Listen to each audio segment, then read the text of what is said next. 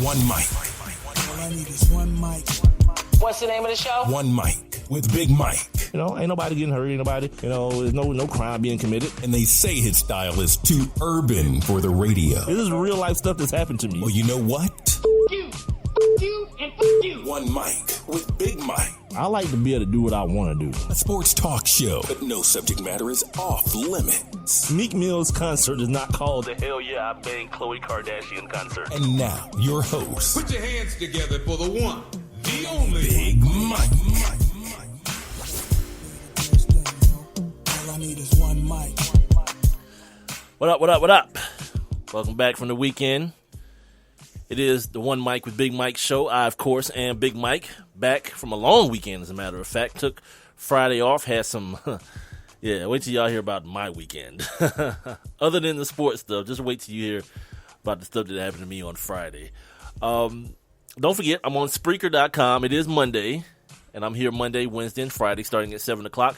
You guys make sure you sign up for your free Spreaker account by going to Spreaker.com, and that's SPREAKER.com. They also have an app for all your mobile devices, so go ahead and use that as well. Once you sign up for your free Spreaker account, search for my show, One Mic with Big Mike. It is the number one, MICWITHBIGMIKE. And once you do that, once you follow me, once you search for my show, go ahead and follow me. And then every Monday, Wednesday, and Friday at 7 o'clock, you guys can join the show by hopping on in the live interactive chat room. You'll see a little thought bubble. If you're on your PC or your laptop, you'll see a little thought bubble at the bottom of the screen. Just click on that. You'll be inside the interactive chat room. Also, make sure you guys are following me on social media. Twitter and Instagram are more heavily used. That is, again, One Mic with Big Mike, the number one, MICWITHBIGMIKE. And on Facebook, my Facebook page is facebook.com, ONEMICWITHBIGMIKE. Again, One Mic with Big Mike. So, yeah, we're back from the weekend. I had I'm not going to say it was eventful. It could have been eventful, but it fortunately was not. Got a lot of combine in me. I'm one of those dudes, one of those combine geeks, because I like to see the new crop come in. You know what I mean? I like to see, what the NFL has in store for it. And then I like to kind of reflect some years down the road on guys that I saw. I didn't really see any like mind-boggling workouts. It was a couple of fast times, a couple of good jumps. Nothing really outstanding in the bench press area, but that's the reason I look at it, because I want to be able to reflect a little bit later on down the line. Like, people still talking about like J.J. Watt's workout. I'll always counter that with Mario Williams' workout. Guys like Vern Davis, who never really, I don't think, reached his potential as an NFL tight end. Antonio Cromartie, another guy who had an awesome workout. Didn't even play at Florida State, but just worked out so well. It was like, yeah, this dude is 6'3" and runs 4'3". How about we let him play corner in the league? And now he's been playing in the league for over a decade.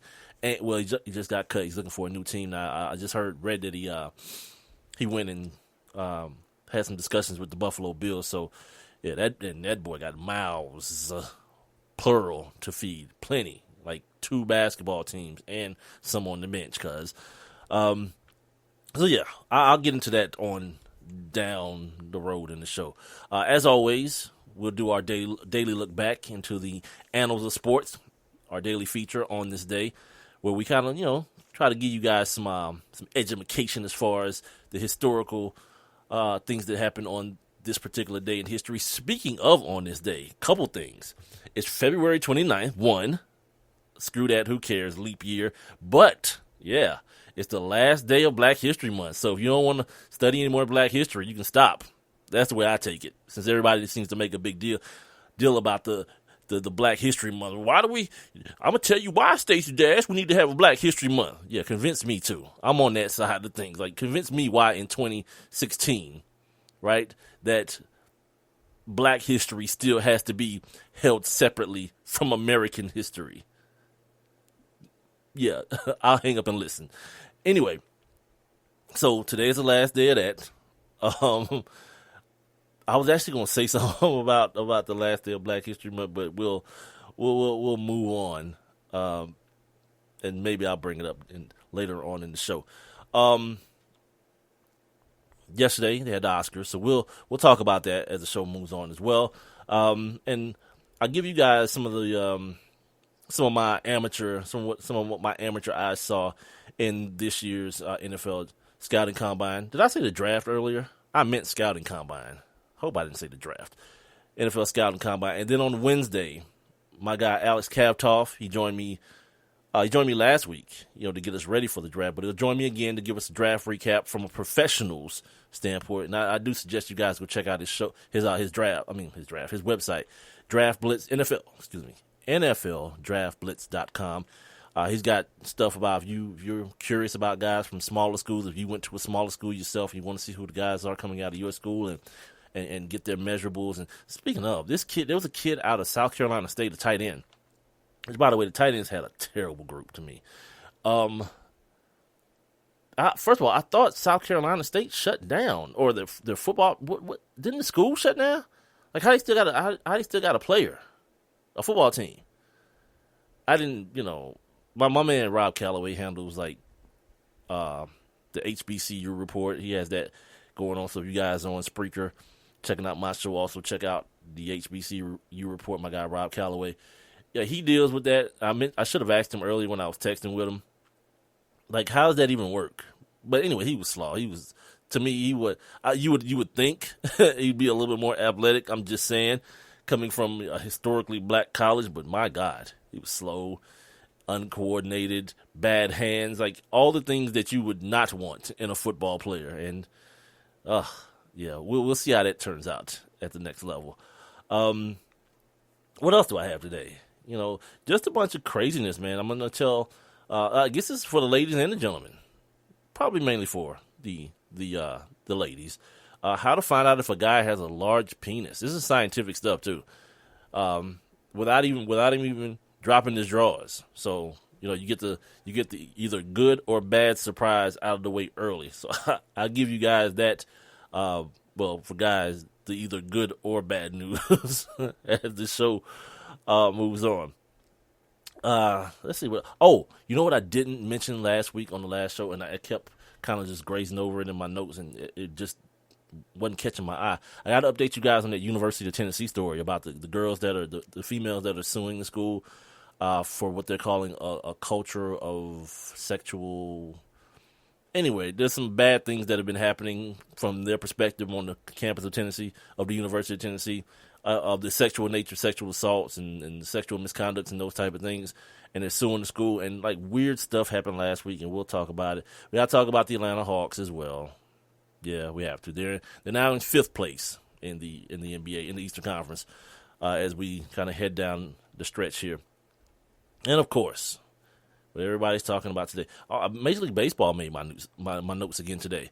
Not sure if I'll get to it, but some rule changes, which I don't understand. Like, baseball is a continuous conundrum to me. I understand the sport, but, like, the stuff that they do, like, so what? Like, okay, one of the rules is this. Like, now a manager only has 30 seconds at the mound, right? Okay. Manager only has 30 seconds at the mound. They want to speed the game up. But if he takes 37, what are the penalties in baseball? Like, you got to, like, give up a ball to the other team or something? Like, the batter starts with a ball, or if you already had 3 balls, now he has 4, he can walk. Like, and this is what I know. The people I know who are, like, real baseball turds and real baseball weirdos, they ain't having that. You can add rules. Like, reluctantly, they'll allow you to add rules. Like, you see how long it took for this instant replay thing to happen. But you ain't going to change the ones that's there. Yeah, like, start adding balls and strikes and all that kind of, no, they not having that. My guy Jake got on me last night because I said Leonardo DiCaprio is the acting version of Babe Ruth. He doing work when ain't no black folks around. I thought it was funny, but my guy Jake Cook up in Memphis took umbrage with it. His precious sport of baseball was involved, and he didn't appreciate it. So I offer up no apologies, because in my world, humor trumps everything. Like, all you sensitive people, and we're going to talk about y'all. I'm going to talk about you guys today. You guys who are always looking for something to be offended by and all this foolishness, whatever. Comedy trumps 100% trumps your feelings, because like I'd rather laugh than be offended. And if I'm offended, if it's funny, and even if it ain't funny, I don't care, because to me, a bad joke is still a joke. You know what I mean? You know if someone's trying to be malicious. Don't be an idiot. You like put some give things context. My man Golf always talks about context being dead, and it is. It's dead, it's buried, cremated. It no longer exists. Because every time somebody says or does something, you jerks want to be angry and mad and why isn't everyone else offended? Because you're a turd and you're stupid. That's why. So I'll get more. I'll get more into that as we progress through the show. Let's see. Oh, you know what else I'm gonna start doing? I'm gonna try to do on Wednesday as well. I'm gonna try to do fingers crossed. I think I'm gonna bring back the YouTube stream just for that one day. Not just that one day, but one day a week on Wednesday. I call it like Watch Me Wednesday or something foolish like that. I think I might do that. I'm mulling it over and thinking about it. If I really want to go through the headache of setting all that up before the show, but there's I say a 51% chance that I'm gonna be on that. Yeah, I think we're leaning towards that side.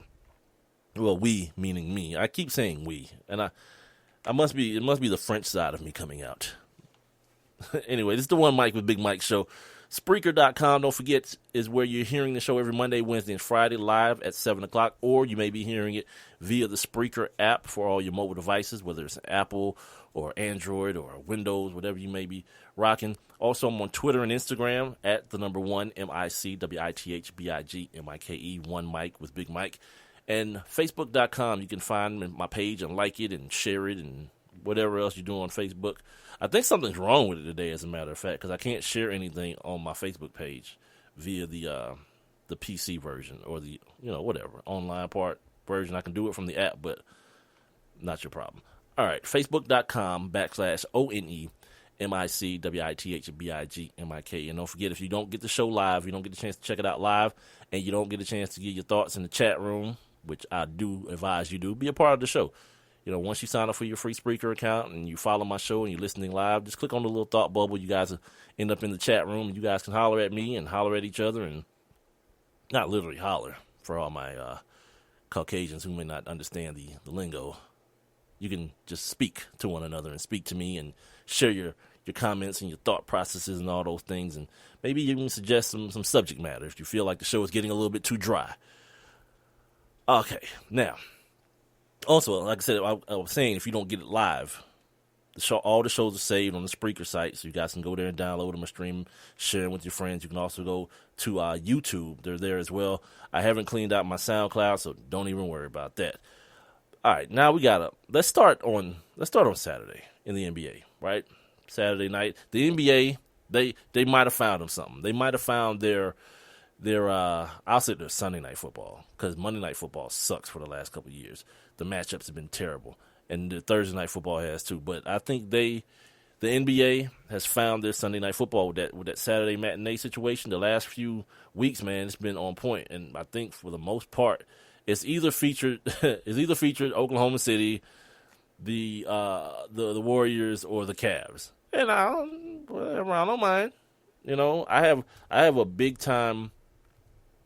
I'm hugely allergic to bad basketball. So, like, if you're going to give me this primetime game, only game in town, and you're going to give me, like, Sacramento against the Timberwolves, I'm good. I'm going to be watching Dateline NBC, watching some pedophiles get locked up or something. Do that still come on? Like, To Catch a Predator, that's still a thing? You would think it wouldn't be. You would think, like, if you're stupid, if you're a perv and you're that stupid and it's still happening, we got a problem. So, hopefully, for many reasons, that only being one, but for many reasons, hopefully that show is no longer in existence and no longer needed, by the way. So yeah, Saturday night, Oklahoma City and the Golden State Warriors. And man, I'm gonna go ahead and start like this. I love watching like two big time point guards, man, just like do it. Like go, man. Let's get it. Russ Westbrook, Steph Curry, monster. two monsters in the game. Like, and all this foolishness that's going on, we've got to address this. And this is why today I didn't want to listen to anything today, like, any other sports talk. I did listen to my guy Gerald Brown from the Bottom Line Sports Show yesterday. I was outside, cleaning up the car and watching the ride and everything. So I decided to holler at him. Him and my guy Mateen Cleaves was breaking down the games, and Mateen gave me one of the best things I love to hear. Like, when dudes like, because you're this person, I should allow you to say stupid stuff. Wrong. Wrong. I don't care how old you are, and I don't care who you used to be. You can have a stupid, like, all that. Well, it's just an opinion. Well, it's a stupid opinion, and that opinion that I'm referring to is the one of the NBA Hall of Famer Oscar Robertson, the Big O. Share that with you in a second. Shout out to my girl Renee Cooper. She's in the building. She's in the chat room. You guys can join her as well. She says, doesn't that mean the NBA has a problem if you only want to watch 3 or 4 teams? Now, I ain't saying 3 or 4 teams, but I don't think I'm the same as everyone else. Like, people who love basketball, like, I love football, right? I'll watch Jacksonville take on Detroit. I will, because there's something to watch. You know what I mean? And I think in the NFL, the talent level there's not as big a disparity in talent level from one team to the other. Like, if you ever watch, like, a team like Jacksonville play a team like the Patriots, and you realize that not really a lot separates them. Like, Blake Bortles and Tom Brady are very, very far apart. But you start looking at the other players on the team, there's not a lot that separates teams in the NFL. That's why so many the games every week are settled by like 4 points, 3 points, 7 points, 1 touchdown. You know what I'm saying? In basketball, it's a little bit different. You know what I mean? It's a little bit different in basketball. The basketball is a sport that's surrounded by the stars. Or not surrounded by, it's built upon the stars. Ever since the Jordan era, Magic and Bird, kind of laid the foundation, and Jordan allowed it to take off even further. So now, yeah, you're damn right. I'm trying to see, like, Steph. I'm trying to see Dame. I'm trying to see Russ, KD, John. You can give me some John Wall in there. I'll take that. Certain dudes that just, that get out there and just boogie, I'm fine with that. So I don't think the NBA is in trouble. The NBA, the business model of the NBA is just that. What they always say, it's about the name on the back, not necessarily the name on the front. Yeah, that's what the NBA is. Also, shout out to my guy Matt, no longer at Only One Mr. Green, at East Point Made Me now. Matt and Renee, you guys are in the chat room. You guys have met already. Yeah, you guys have met. Oh, yeah, they have. It's an inside thing. Don't worry about it. You wanted to see how they met. I guess you can still, I don't know if Facebook works like this, but you can go to my Facebook page, One Mic with Big Mike, and you can see Matt and Renee's exchange on what was it? On Future and Sierra and the baby and Russell Westbrook. Not Russell Westbrook, the other guy, Russell Wilson. So anyway, Steph, he's a murderer. He'll rip your heart out of your chest, take a bite out of it, and put it back, and then shoot you in the head. You know what I mean? It's an amazing thing, man. Like there's really only a couple of reactions to what you see out of Steph Curry, man. Like, I just curse, dude. Like, I already curse a lot, but like, that dude just, it's unfathomable what we're seeing out of this dude. I'm not going to get into numbers. You guys have sat around and watched Sports Center and all this all weekend. You've seen the numbers from beyond 30 feet and the numbers he's shooting from 5 feet in and how ridiculous they are. So I'm not going to get into all that. I'm just going to give you from my eyes to yours. And I'm a guy, I consider myself someone who's watched a lot of basketball in his life. And someone who also subscribes to this theory. And if you listen to the show, you've heard me say it many times before. Appreciate greatness. Greatness is fleeting, man. It's not a constant, man. There are many players, in especially in the NBA, who started out on a path of greatness, I give you Grant Hill, a minority owner of the home team Atlanta Hawks here. Started out on a path of greatness. He was the next Jordan, right? Vince Carter started off on a path of greatness. Now, Vince Carter's had a long, productive career. I always feel like Tracy McGrady. I feel like Tracy McGrady should have been Scottie Pippen on steroids. You know, I feel like he was more athletic than Scottie. He was just as long. He just didn't. I don't think he focused enough on defense. He had a better shot than Scottie, and I think he had better handles than Scottie. Always felt like Tracy McGrady, like once he found his groove, because it took him a while. You know, he's one of those kids that came out of high school.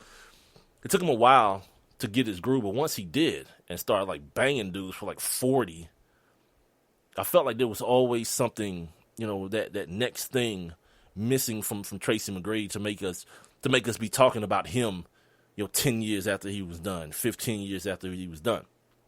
That being said, there's no doubt in my mind that, like, if Steph Curry if he stopped playing now, right? If Steph Curry just stopped playing now, he'd still be someone that you need to tell your kids about and your grandkids about.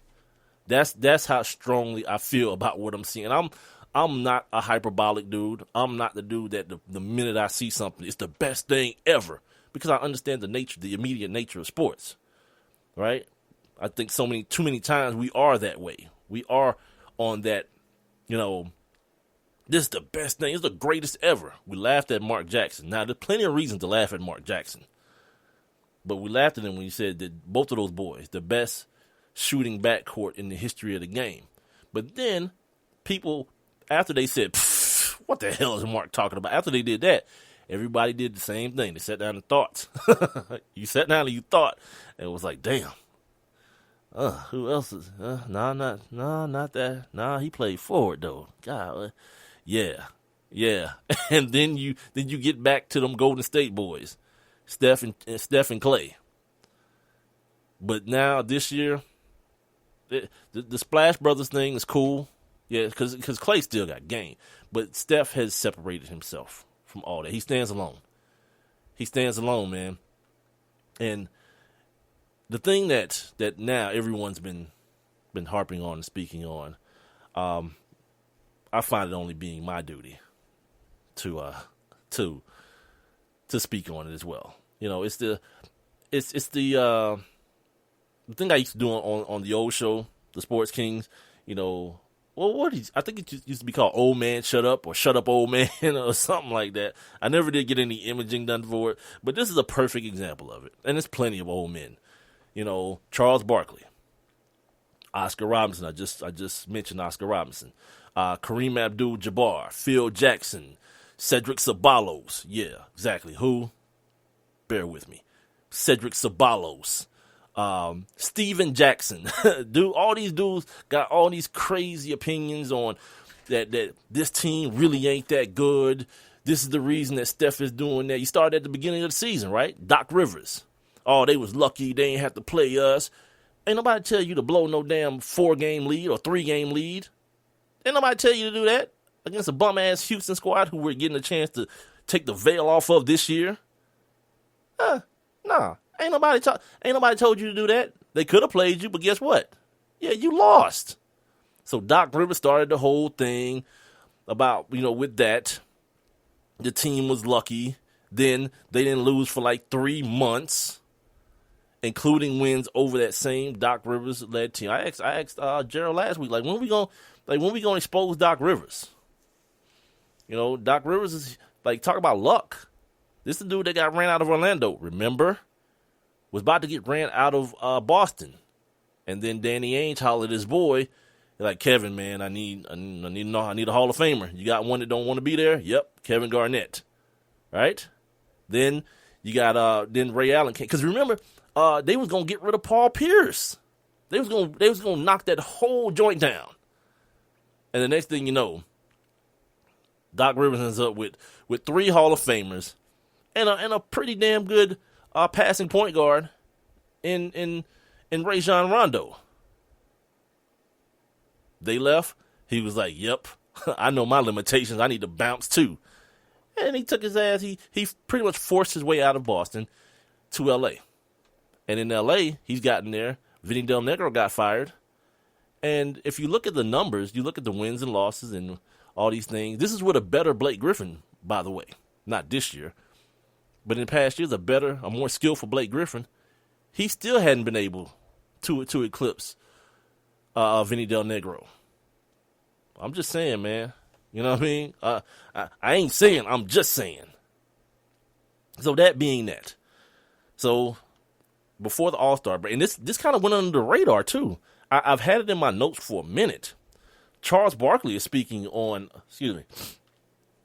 Steph Curry, right? The headline is this: Charles Barkley thinks Steph only has one great basketball skill.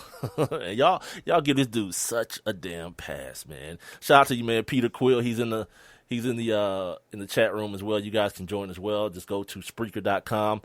Search for my show, the number 1 MICWITHBIGMIKE. Once you do that, you'll see give me a follow, and then at the bottom, you'll see a little thought bubble jumping around. Click that. You guys can jump on in the interactive chat room as well and share your thoughts.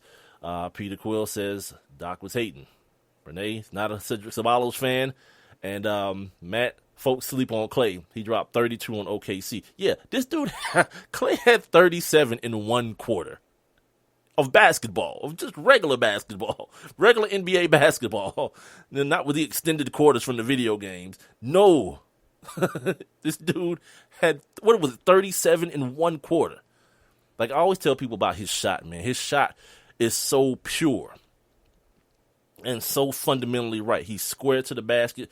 Like you see Steph a lot of times. Steph is to the side. He's shooting the basketball to the side with his body turned to the side. It's not really, the way shooting form is taught. Clay is like picture perfect, up and down, elbow in, everything is perfect. So once he gets locked in, and he gets locked in at range, you see him many times during the season, not just the 37. That's an outlier, but you see many times Clay is just go on these runs, on these spurts because the shot is locked in, and he shoots it the same way every single time. That's why I picked him to win the 3-point contest in the All-Star weekend. Just throwing that one out there. So anyway, Barkley. We're gonna take a break here in just a second, but I'm gonna start with Barkley. I'm gonna come back and we'll get to the rest of these dudes, these old dudes that need to shut the hell up. Who was he with? Uprocks. I guess he was doing an interview with Uprocks. They say, but he's more than a shooter, right? Because and Barkley cuts him off. No, he's not more than a shooter. He's just a great shooter. Ask Chris Paul. If all he does is shoot. So he's not an incredible playmaker. Doesn't make the game easier on his teammates, stuff like that. I wouldn't say that. But he's not a great playmaker. He's just a great shooter. Like, you can't get stuck on that point. You don't know why Draymond Green, other than the fact that Draymond is Draymond, why he's so great? Because Draymond is able to run. When you start doing that craziness, when you want to trap Steph, Draymond inevitably ends up playing 4-on-3, half-court fast break. And Draymond is so great at making the right decision. That's why he leads the league in triple-doubles. It's your power forward at sometimes center. When they go small, leading the league in triple-doubles. Yeah, I would call that a playmaker. I'd call that making guys better. Last thing he says is, do you think some people feel that way about Steph? Oh, no, he says his point was that he isn't overall unstoppable. He is just a great shooter. Do you think that some people feel that way about Steph now, though? No, they don't. Because he played last week against John Wall and scored 51 and gave up 41. And most people think that John Wall had a better game because Steph had 10 turnovers and John Wall had 41 and 15. Now, this is the thing you're not going to do. You're not going to use the example of Steph not being a great player. And the two people you use are John Wall and Dame Lillard. Like, that's not Shelvin Mack. You understand me? These is big-time point guards that can get 41 and 51 on anybody. Yeah, you start doing that, your argument is dead. You know what I mean? We're going to take a quick break here from the One Mic with Big Mike show. We'll be back in just a second. Don't forget you're hearing me every Monday, Wednesday, and Friday, starting at 7 on Spreaker.com. I'm also on Twitter and Instagram. Same handle for all three. The number 1, MICWITHBIGMIKE. And check me out on Facebook.com/ONE, MICWITHBIGMIKE. I get back. I'm going to quickly do on this day, and we're going to get back to this conversation. about these old dudes that want to hate on Steph Curry, as well as get into later on in the show our Oscar our Oscar conversation. That should be fun. Hey, what's up, everybody? I'm Jason Derulo. I love that music connects to people all over the country. But unfortunately, so does something else. Childhood hunger. 15 million kids struggle with hunger right here in America. And yet, every year, billions of pounds of surplus food in the U.S. go to waste instead of going to the children in need. Feeding America is working to change this. The Feeding America nationwide network of food banks rescues this surplus of food to help provide meals to families in virtually every community in the United States, including yours. But they just can't do this alone. Join me in the fight against hunger in America. For more information on what you can do to get involved, visit feedingamerica.org. That's feedingamerica.org. Together we can solve hunger. Together, we're feeding America. A message from Feeding America and the Ad Council. So you see, son, good manners are very, very important. Someday, many years from now, when you're a grown-up, you'll be a man. And when you are, you should be a gentleman. Do you want me to go through it one more time? Yes. Yes, please. Yes, please. Exactly. Always say please, thank you, you're welcome, and excuse me. Sit up straight, hold doors open for ladies. If a door's shut, then knock first. Don't burp, don't swear, don't speak with your mouth full, don't reach across people's plates, keep your elbows off the table. What table? And don't interrupt. While we're at it, don't stare, don't use foul language, don't call people names, but do remember people's names. Always share your toys, play nice, and cover your mouth when you cough or sneeze. On the bus, give up your seat to anyone who has trouble standing. Bottom line, treat others the way you'd like to be treated. Got it? Got it. And stop picking your nose. Most parenting is hard to do in just 2 minutes. But spending just 2 minutes twice a day making sure they brush their teeth is easier and could help save them from a lifetime of tooth pain. For fun 2-minute videos to watch while brushing, visit 2min2x.org. That's 2min2x.org. A message from the Partnership for Healthy Mouths, Healthy Lives, and the Ad Council.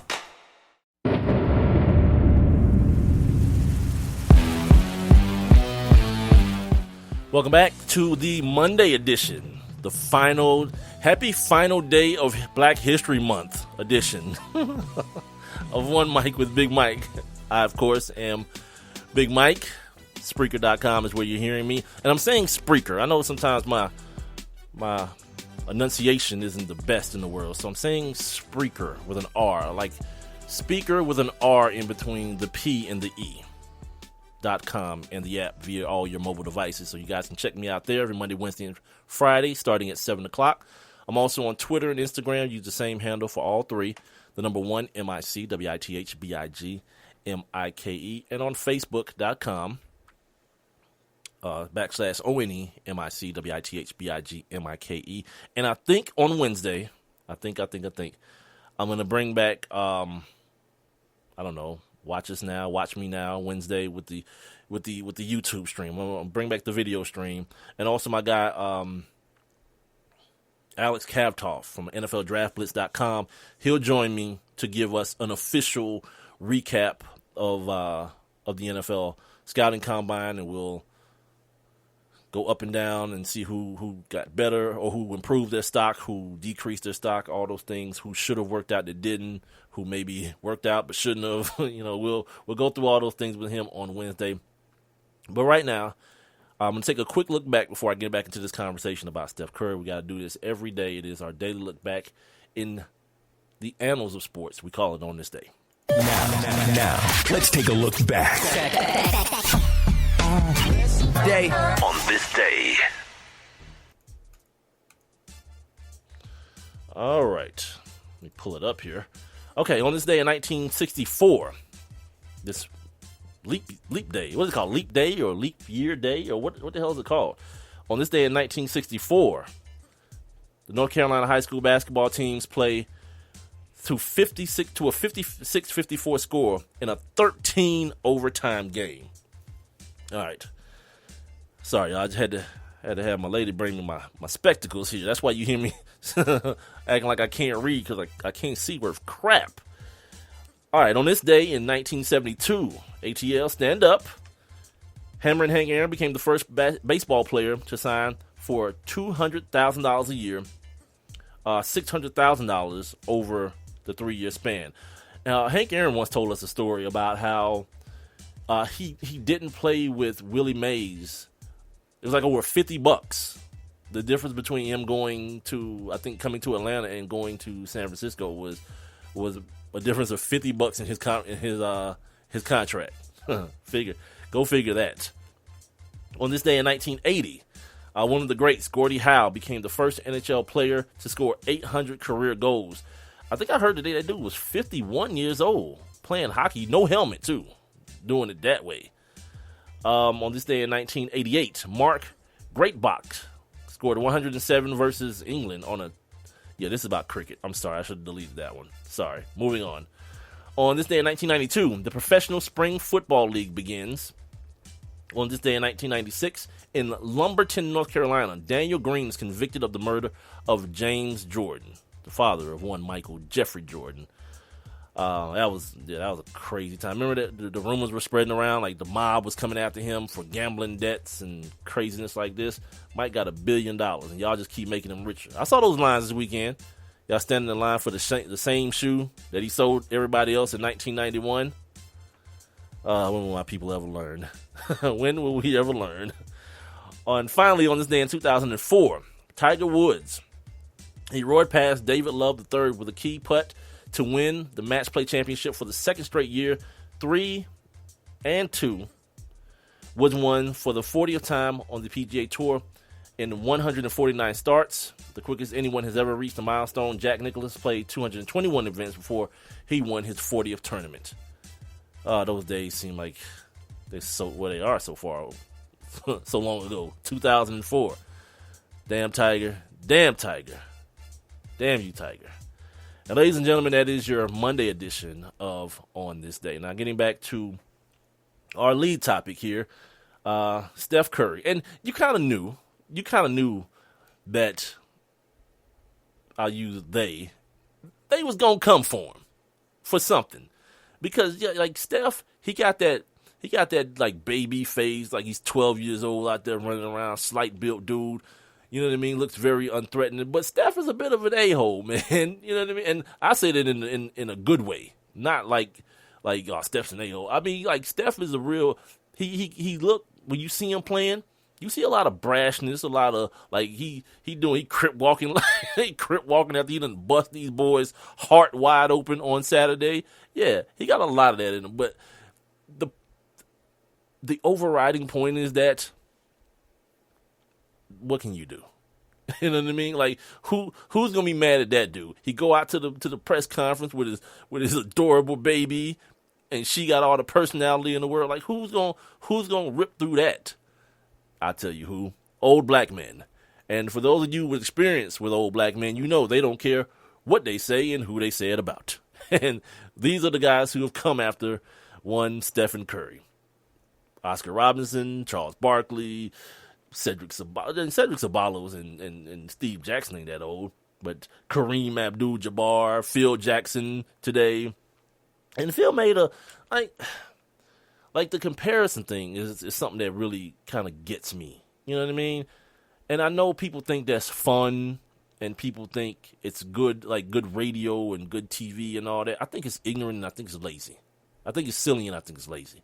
You know what I mean? Like, you know, the 96 Bulls would kill these dudes. Okay, let's argue about something that we'll never, ever have the answer to. Let's do that for 3 hours and take phone calls. No, you're ridiculous. You know, I've already said, I'm on record as saying, Michael Jeffrey Jordan will always and forever be the best basketball player in the world to me. And I know exactly why. Because, like, he was a superhero of my era, of my generation, of my childhood. That's all it is. I've placed him in this bubble.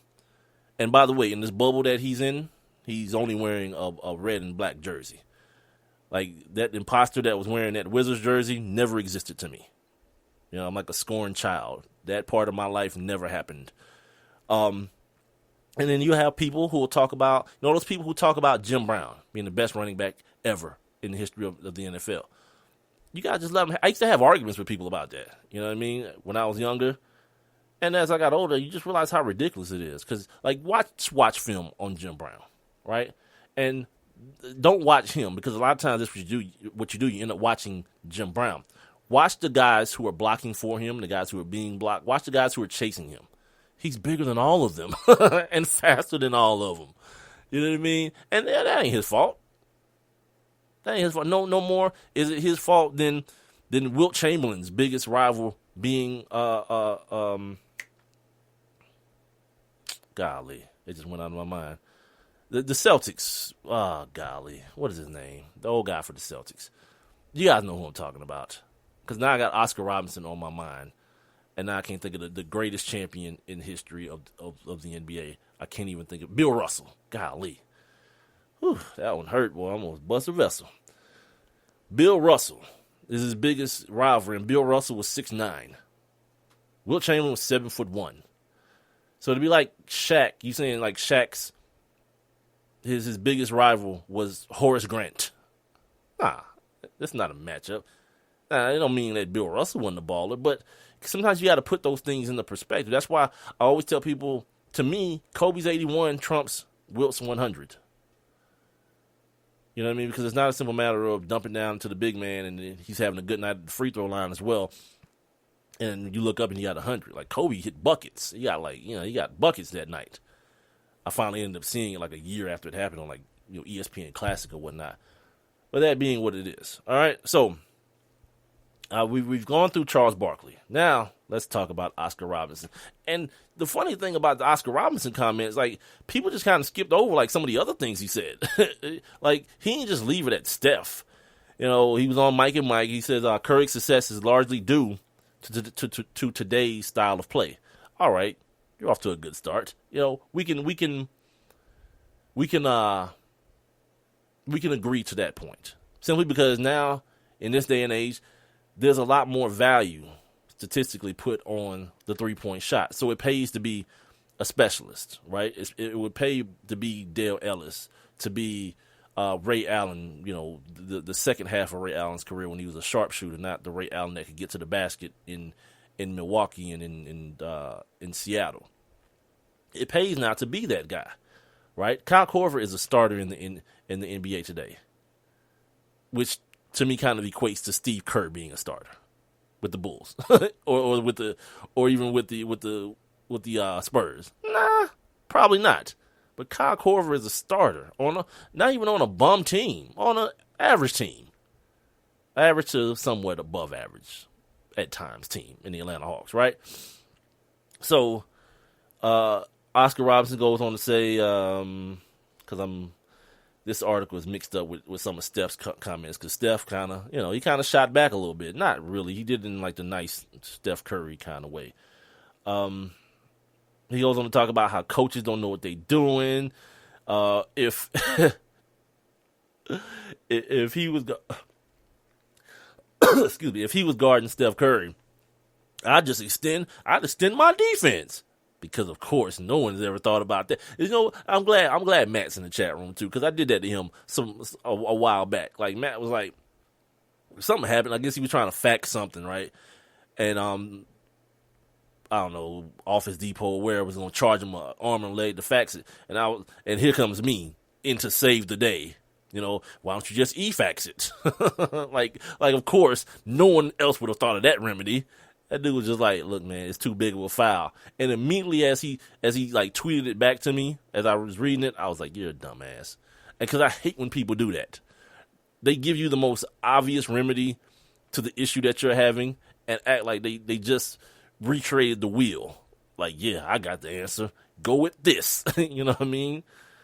And that's like Oscar Robertson. And he starts talking about how the players in the 50s and the 60s were in better shape than the guys are in now. It's like, I don't know a lot about the 50s and 60s, but I can probably guess they weren't. I can probably give it a good old DeKalb County public school guess that your dudes weren't better. Athletically, I mean, than these. Like, what, did someone like kill Oscar Robertson during the slam dunk contest? And then like revive him afterwards? Like, if you just want an example of things that couldn't be done, Julius Erving came from the free throw line and everybody lost their damn mind. Zach LaVine went from the free throw line twice, one time catching a lob and the second time going through his legs. Julius Erving is an all-time great. Zach LaVine, be Zach LaVine. You know what I mean? And if you put those two, like, I feel like now you can make that comparison. You can make that comparison right there. Not about who would beat who, but both people doing the identical thing from the identical spot on the floor, but one person doing it a little bit better. You know what I mean? A little bit more athleticism involved. Yeah, man. Sometimes, man, and I understand. Let me tell you something. I thought about this today. Like, with LeBron playing, with Steph playing, KD playing, all these dudes, you know, these all-time greats from way back in the day, big old tiny Archibald, dudes that, like, people, if I'm about to be 39 next month, so if you're my age or younger, you've only heard of these guys playing ball. You know what I mean? But you normally can see them on these lists, these all-time assist lists, these all-time triple-double lists, these all-time scoring lists. But every time, like, it's almost every time you turn on the TV, yeah, somebody's name is getting. I think LeBron has passed like 4 people this year on the scoring list. This year, and it ain't even over yet. And these dudes are probably, you know, they're probably getting tired of seeing their names be, you know, compressed and going from, you start the season off at number 12 or even in the top 10, and now you're like number 17 because, like, Steph is killing it. Draymond can't stop getting him and Russ Westbrook can't stop getting triple doubles. You know, KD's back and getting buckets. LeBron is doing whatever LeBron does. He's doing that. Yeah, that's another example too. People are better athletes. Like, when has anyone? I don't even like. And here's the thing, I don't even damn what era you've lived in, what basketball you've seen or haven't seen. Has anyone seen LeBron James ever? You've barely seen LeBron James in football, much less a basketball player that looks like that. This is why, man, you have to call people on their jump. Like I said yesterday, I heard my man Mateen Cleaves on the radio with Gerald Brown yesterday on Sirius XM say, you know, you got to give it to these guys. You got to give them their due because, you know, these are the guys that paved the way. Fine. That's cool. That's cool. Fine. But don't tell me that I can't call your opinion idiotic and stupid and baseless. You're making up things. Matt says, I think it's because the league is soft now. The old heads feel some type of way. Maybe they should. But here's the thing. Like, I'm not trying to see Moses Malone giving folks 2 pieces. Like, the last thing I'm trying to see is like, let me think of somebody that's like really just like a role playing type of dude. I ain't trying to see like Boris Diaw just swinging on Steph Curry. That's ridiculous. I want to see Steph get buckets. I want to see KD get buckets, as many as possible. Yeah, I ain't got time for that. Like, you can romanticize about that stuff. Like, oh man, them dudes were tough. Barkley and Rick Mahorn and them dudes just throwing, like, killing each other, punching each other in the mouth. Kevin Willis and those dudes. Yeah, that's cool. But there's a reason things change. Because if that kind of stuff was selling and fans enjoyed it, they'd keep it. Look at hockey. Hockey's one of the most antiquated sports ever. But the niche, the people who love hockey, say they'll tell you in a minute, well, fighting is part of the game. I think it's stupid. I think it's ridiculous. Play your sport, win or lose, and go home. Like, I used to work with a dude, an old Jewish dude. I love him to death. And he tried to teach me hockey when I was working with the Thrashers, with the Atlanta Thrashers. Yeah. Young kids, there was a hockey team in Atlanta, 2 as a matter of fact, at one point and the other. There was a team in 2 different teams, I should say, in the city of Atlanta. And he was trying to teach me about hockey and like some of like the inside stuff. And he'd be like, Mike, look at those 2 dudes, like the face off, right? And these 2 dudes are just having a conversation. And he's basically telling me that they're about to fight. And all they're doing is agreeing to it. These 2 dudes not mad at each other, by the way. Ain't nobody high stick nobody. Ain't nobody check nobody into the glass. None of that. The game is starting. And these dudes like, hey, you want to go? Yeah, okay, it's cool. Let's do it.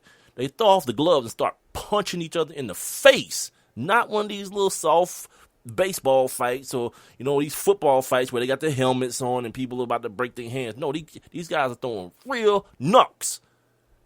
That's ridiculous and stupid, right? And obviously, the people in the NBA felt the same way. The people who watched the NBA felt the same way. Like, everything is cool while it's happening. You know what I mean? Because you accept it as a part of the event. If Charles Oakley and Horace Grant just start throwing down, well, it's the norm for a minute. But then the stuff that the NBA had to come out of, the cocaine, and then, then it was all the fighting, and then it kind of just the malice in the palace kind of just boiled over. I heard Jerry Brown make this point yesterday about the malice in the palace. Kind of was like, all right, now these Negroes aren't just beating each other up; they're beating up paying white people, even though those paying white people was pouring drinks on people, being hella disrespectful and deserved to get his ass whooped. I'll say that to the day I die. Like, yeah, it turned into something it wasn't. It shouldn't have been. But yeah, stay your ass in the seat that you paid for, cuz. You ain't part of this. That dude wanted to pour some beer on Ron Artest like Ron ain't about that. The dude that's so quick to tell you he from Queensbridge every time he opened his mouth back then. You just want to pour some beer on him like ain't nothing gonna go down? Cool. Take this in your mouth. Bang. You know what I mean? Every time out the box. So since then, of course, things are changing. Guys are playing AAU basketball together. They're not as, there's not as much animosity. What's the guy's name that played for the Celtics? He does Boston Celtics basketball, right? And I think he's their color guy. I heard an interview with that dude a few years ago. He's still talking about these dudes the same way, right now. Still talking about if one of them dudes was on fire. This is what he said. If one of those dudes was on fire, I'd go get a glass of water and a chair and sit there and sip it while he burned. Today. Not today. This was maybe 4 or 5 years ago. Still talking about these Boston Celtics, LA Lakers rivalries back in the day. Come on, man. It's a child's game at the end of the day. Like, who really wants that? And who feels? Does anybody feel like because, I don't know, Kevin Durant and LeBron James are cool, are buddies, that they don't compete hard against each other? Who feels that way? I don't. I think both of these dudes are very immense competitors. And if they do hate each other, cool, that's fine, whatever. But if they don't, that's fine too. But we've gotten caught into this time continuum. You know what I mean? Where with everything else in life, well, with most things, other things in life, new is good. New is cool. We want new. Right? We want new cars, we want a new house. Some of us want new women. Not us, meaning me, but y'all want new women, But when it comes to your sports, my God, the positive and the negative will not let it go. Like, I live in the city of Atlanta, man, so I definitely know what I'm talking about. Like, every move the Hawks, the Falcons make that's not like some blockbuster thing. Oh, see, there we go again. Same old Hawks. You know what I mean? It's like no one gives anything a chance. Joe Johnson was reported to be signing here before he's now in Miami after being released or bought out by the Nets, right? What the hell? To this day, I'll never, ever be able to wrap my mind around the animosity that this city collectively showed to Joe Johnson for doing what 99.9999999% of people would do. Oh, you want to pay me that much? What a pen at? F it, I'll sign it in blood. Give me a knife. I just signed it in my own blood. Yeah, no one's turning that down. But for whatever reason, we expect, because Joe Johnson isn't LeBron, or he's not Kobe when Kobe was Kobe, that he ran some sort of foul to the team, to the city of Atlanta, for getting paid the maximum amount that the league would allow him to be paid at the time. And to this very day, there's this animosity towards this dude that for the life of me, I'll never, ever, ever understand it. So, I talked about Oscar Robinson, right? And Kareem Abdul-Jabbar, he backed him up. He backed his boy up like, hey, you damn right. These damn kids soft.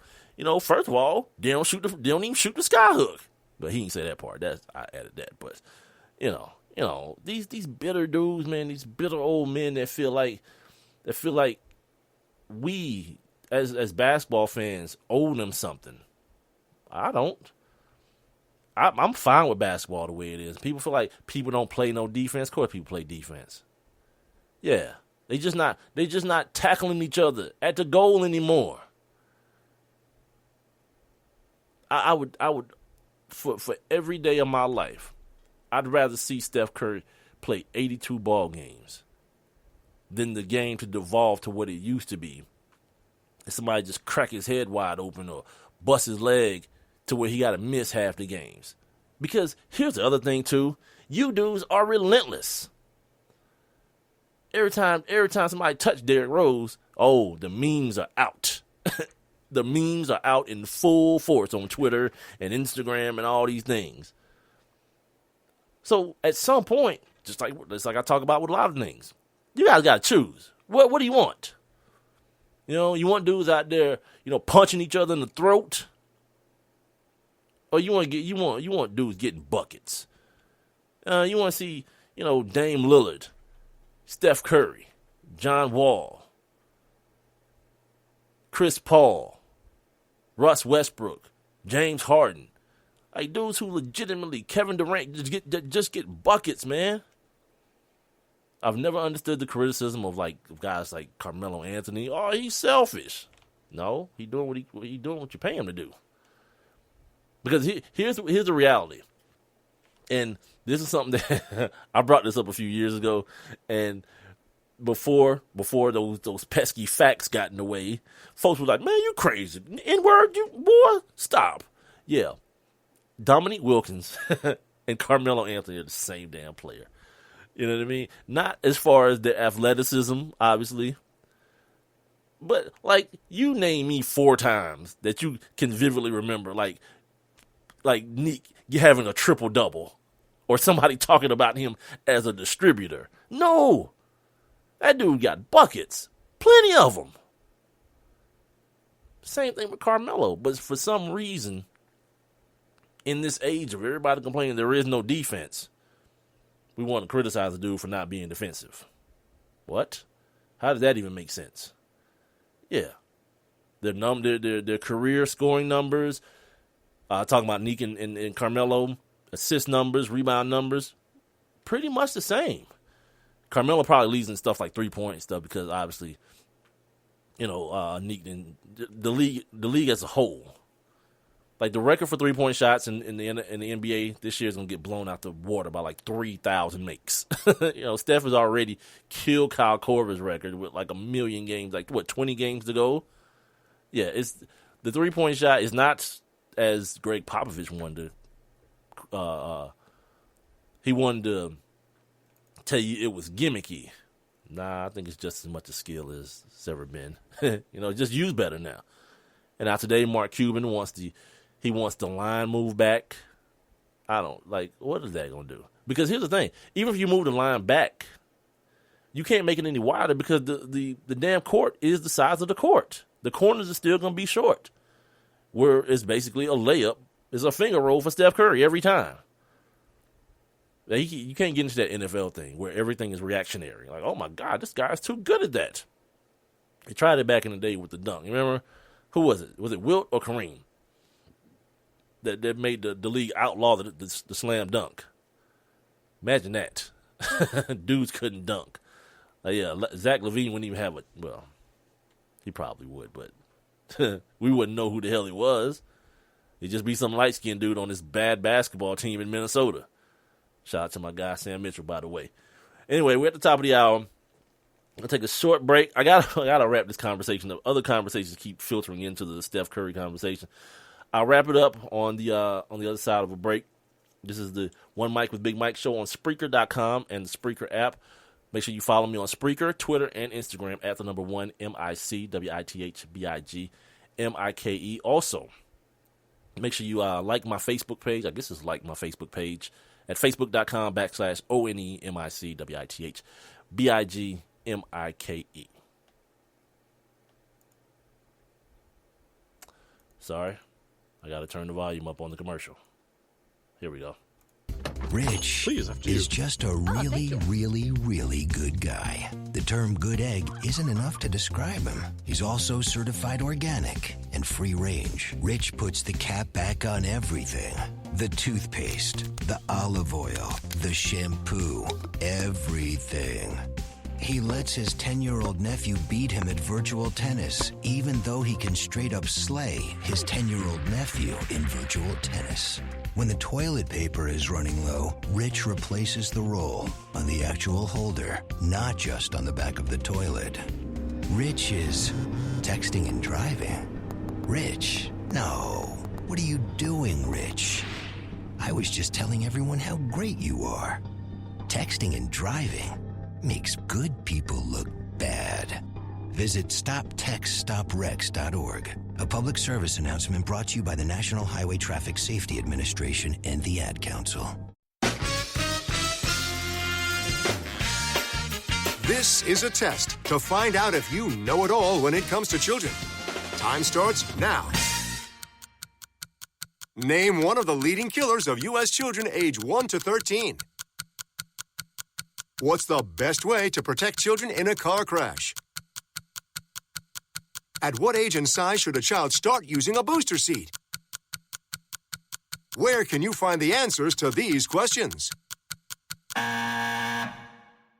Car crashes are one of the leading killers of U.S. children. Many of those deaths could be prevented by making sure that kids are in the right seat for their age and size. Don't assume you know it all when it comes to car seats for your child. Go to safercar.gov/the-right-seat and know for sure. That's safercar.gov/the-right-seat. Brought to you by the National Highway Traffic Safety Administration and the Ad Council. One mic. All I need is one mic. What's the name of the show? One mic with Big Mike. You know, ain't nobody getting hurt, ain't nobody, there's no crime being committed. And they say his style is too urban for the radio. This is real life stuff that's happened to me. Well, you know what? You, and you. One mic with Big Mike. I like to be able to do what I want to do. A sports talk show, but no subject matter is off limits. Meek Mill's concert is not called the Hell Yeah I Banged Khloe Kardashian concert. And now, your host, Put your hands together for the one, the only Big Mike. All I need is one mic. Welcome back. Hour number 2 here on the One Mic with Big Mike show, being heard on Spreaker.com and the Spreaker app. I want to say thank you, and show my appreciation for everybody who's been checking the show out. The numbers are looking better and better every day, and I definitely got to say I appreciate that. The guys and girls who are in the chat room right now, appreciate you guys for taking some time out your day to holler at your boy and hang with your boy. I hope I'm not being too damn boring for you right now. And if I am, yeah, those are the breaks. No one ever said it to be great. Make sure you guys are signing up for your free Spreaker accounts. That's Spreaker with an R, SPREAKER.com, or via the app for your mobile devices. Also, search for my show. Once you do that, search for my show, the number 1 MICWITHBIGMIKE. And after you do that, follow me. And once you follow me, every Monday, Wednesday, and Friday from 7 to 9 p.m., you guys can catch me right here doing my thing live. You guys can jump on in the chat room just like Matt has, just like Peter Quill, just like Renee Cooper has this evening, and holler at me. You can holler at each other. These guys are ignoring each other. I guess they're just replying to the dumb things I say. That's a bad road to walk down. It's a terrible road to walk down. Not because I'm making such great points, just because, yeah, I've sucked you into my ignorance and my stupidity.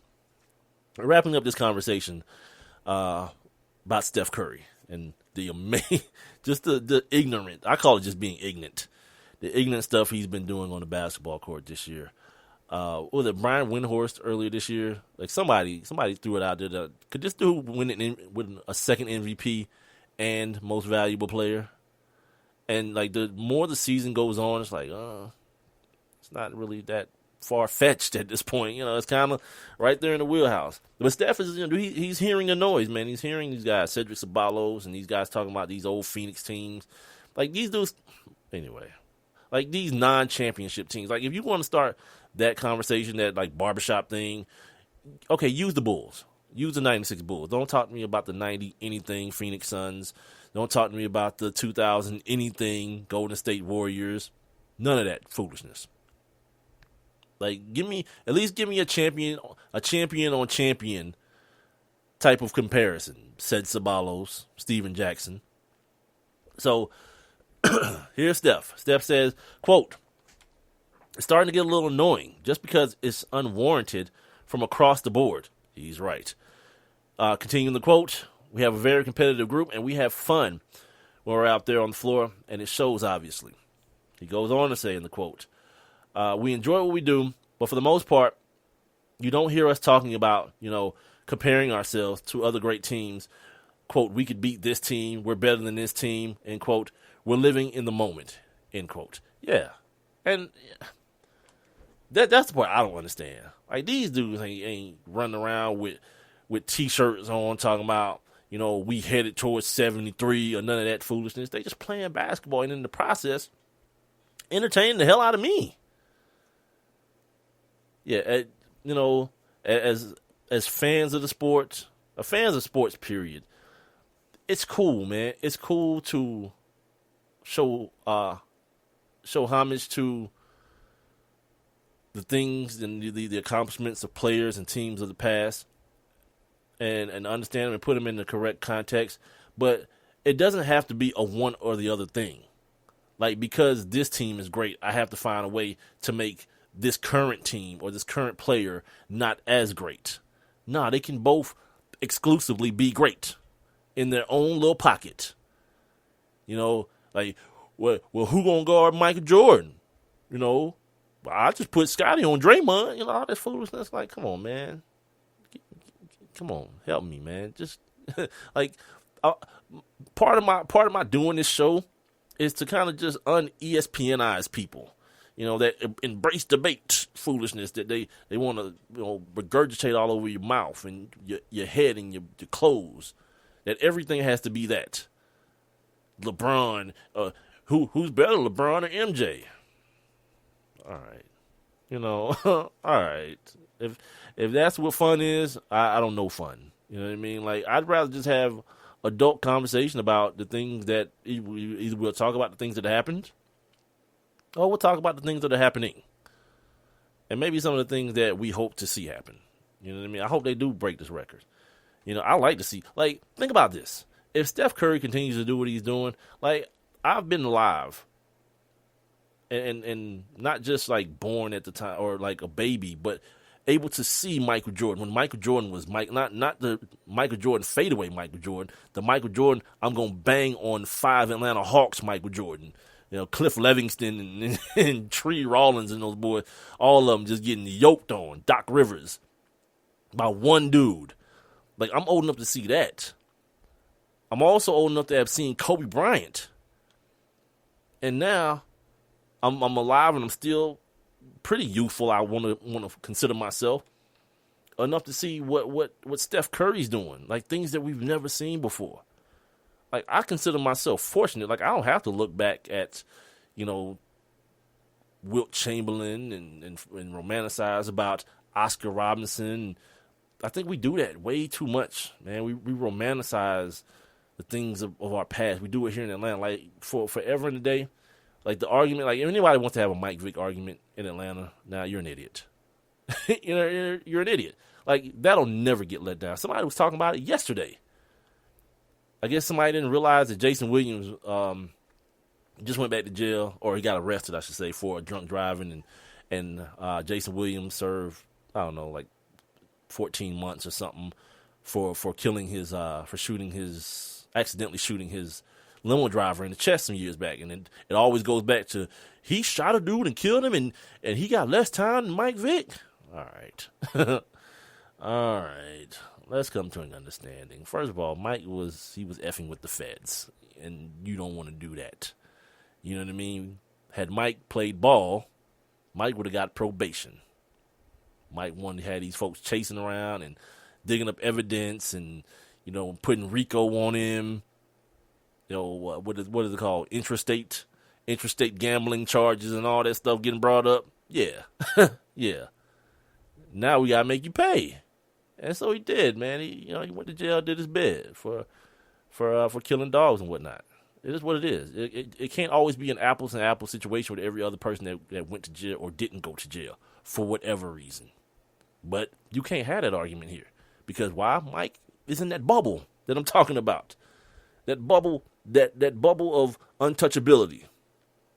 You can't touch him. I've stopped trying. I think I would suggest everyone else do as well. So let's put a bow on this on this Steph Curry thing because also he sat out of practice today. They got the Hawks coming in. The Hawks are going. They were here last week in Atlanta last week as a part of that. I think it was like a 7-game road trip, and they finally get to go home. Steph sat out the game because he tweaked his ankle. Not even tweaked. I thought it was broke the way it turned, but he turned his ankle over in the game on Saturday. Russell Westbrook, Russ is like that kid that's always playing, like always full speed playing, and then somebody gonna definitely get hurt, but it's never gonna be him. Yeah, same thing. So he comes down and crushes Steph Curry's ankle. He leaves the game for a minute and comes back, but he sat out of practice today. They're saying it's just precautionary, him letting the ankle rest, and the Hawks come into town tomorrow. Good times. Good time. These dudes ain't been home in 7 games. Yeah, I'm going to be ready for that one to be over pretty soon. So, and the last thing I'm going to say about this is the Phil Jackson thing. The Phil Jackson thing about Chris Jackson, Mahmoud Abdul-Rauf. If you heard my interview with Kenny Anderson some weeks ago, you heard me tell him, like Chris Jackson, Jason Kidd, and Kenny Anderson, the 3 coldest college point guards I've ever seen, ever. And I don't watch college basketball too much anymore. I'm watching it right now because it's on. But for the most part, you won't catch me watching no college basketball here, recently until tournament time rolls around. But in my generation, when college basketball was at its peak, my generation, who the hell am I? Grandpa? Anyway, in that era, when college basketball was at its peak, yeah, those 3 dudes, man, I don't think I've ever seen any better. But as far as a pro, the comparisons with Steph are very limited. We talk about a guy who can shoot the ball from range, a guy who had a quick release, cool ball handler, but the comparisons pretty much stop there. Because we're talking about in Steph Curry, we might be talking about the best ball handler in the league. Not just a cool ball handler, he might be the best. Now, Kyrie Irving might have something to say about that, but it is what it is. And there is no arguing the fact that he's the best shooter. The best off-the-dribble shooter in the league. In league history, let me correct myself. The best off-the-dribble shooter in league history, and that's not even up. No, you don't hear nobody debating that. You know what I mean? Like, Charles Barkley saying this dude is just a great shooter, as though that's some sort of diss. It kind of is, but really, when you got to diss people with compliments, you know they good. You know what I mean? You know they hella good. So yeah, we'll see what the encore performance looks like tomorrow night. Late game against the Hawks. I just laugh, man. I just have to laugh. So moving on here on the One Mic with Big Mike show. I'm Big Mike. Spreaker.com. That's SPREAKER.com is where you're going to hear me every Monday, Wednesday, and Friday starting at 7 o'clock. You can also hear me via the app. If you don't get the show live, please tell a friend after the fact that you can still go to Spreaker and you can get all my stuff archived. It's been archived all the way back to November when I started the show. So that being said, make sure you sign up for your free Spreaker account and then follow Spreaker account. I got to say it slowly because my enunciation isn't that great.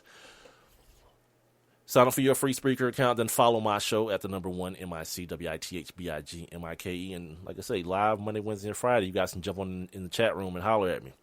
So let's talk about the Oscars. After all this, me telling you that I don't watch award shows. And I don't.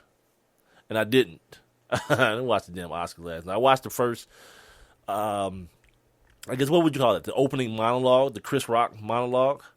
Because I wanted to see, and I'm going to be honest with you. Like, I didn't think Chris was going to punk out because, like, think about it. Chris Rock is homies with Adam Sandler. So if he need to do a movie, Adam Sandler going to holler at him. Like, Chris Rock ain't going to be in no... It's a very, very slim chance you'll see Chris Rock in some sort of, critically acclaimed film that's changing the world type, whatever, Godfather type film. Nah, Chris Rock ain't that. So what does he got to lose? He's going to get blackballed from Hollywood? Nah, he still got his Jewish homeboy Adam Sandler to hook him up. He's good. And like with most of those dudes, all else fails, I think Jamie Foxx right now. Jamie Foxx got a damn Oscar. You know what this dude is doing? Getting ready to go on tour. Stand up. Run it. Marlon Wayans. And from what Guy Torrey told me, that Marlon Wayans didn't really do stand up. Like, he's doing stand up now. It wasn't his thing. He was like a comedic actor, but not a stand up comedian. So yeah, these dudes got stuff to fall back on. So Chris Rock walk out on stage and start offending white people. Have you heard of Chris Rock before? I felt like I felt like he was handled well. I think it was done well. I think it was you knew it was going down. Man, my man came out with the fight the power situation in the background. His walking music was Public Enemy. So it was like, all right. I just want to know how many times he's gonna say the word cracker. I don't think he said it any, but like once that happened, I was like, oh, okay, now let's ride. So I did sit there and enjoy that part. Now, Matt saying the whole Oscars was dope because of Chris. Matt, the fact is you're in the minority. The numbers reflect differently. And you know what? Let's start there. Let's start with the numbers. And one of my favorite guys, as my tongue is firmly pressed into my cheek. Yeah, he's a douchebag. Al Sharpton. Yeah, he made the show today. Don't ask me how. It just happened. You know what I mean? I felt like you guys need to know about him even more. Like, this dude, you know what I didn't look up today? Before I got on the air, I meant to look up Al Sharpton, Flint. Maybe, Renee's from Flint. Maybe if she's still listening, she can tell me if Al Sharpton's had any type of meaningful to-dos with the city of Flint and what they're going on in the water. But he's sitting around here marching outside the damn Oscars, and he's kind of taking credit, but trying not to take credit for the dip. The dip in the ratings. He says, quote, though clearly I don't know who we is, we don't take full credit for the decline. Certainly, one would have to assume that we were effective and part of the decline. He's talking about the ratings. He goes on to say, and to those that mock the idea of a tune-out, I'm mocking it right now. It sounds stupid. It seems like the joke was on them. No, douchebag. The joke is still on you, man. Because, like, I get tired of these dudes, man, who, like, pass themselves off as black leaders. I mean, y'all's worried about it's almost like you worry about the tumor, but not the cause of the tumor. You feel what I'm saying? It's like the tumor's already here. Like, what caused it? Like, Chris Rock went up there talking about people winning no damn awards. Because here's the thing, and I'm going to say this again to the day I die. You can't be mad about Oscars not being, or Will Smith not being nominated, and I don't know who else people feel like should have been nominated that wasn't. All the people, Samuel, the people that you saw in the montage at the beginning of the Oscars, all the black people that you saw at the beginning of the montage that they act like their movies were going to be involved in this Oscars that weren't, those people. You can't be mad at that, but then be happy for Halle Berry winning? And be happy that Denzel made it, that he won one? Like, if anything, I'm going to be on this side of the ledger. If you're going to patronize me, just don't include me. I'll figure it out some other kind of way. But I'm not going to be up here and be patronized and be smiling through my tears because Halle Berry gets this broad played Dorothy freaking Dandridge. Did anybody ever see Losing Isaiah? When she played a crackhead mom? Trying to get her baby back, her crack baby back from some white people that adopted him. But she got an Oscar for banging old wrinkle-bald Tommy Lee Jones. Come on, man. And if you sat there and you clapped and you celebrated that, shame on you.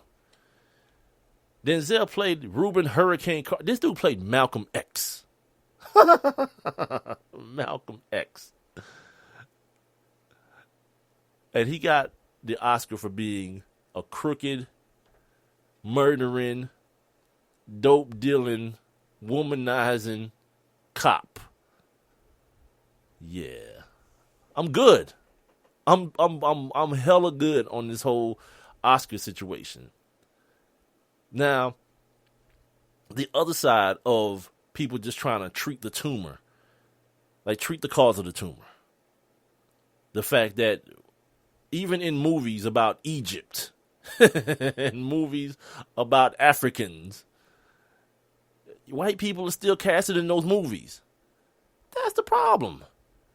You know what I mean? Unless, of course, these Africans happen to be slaves.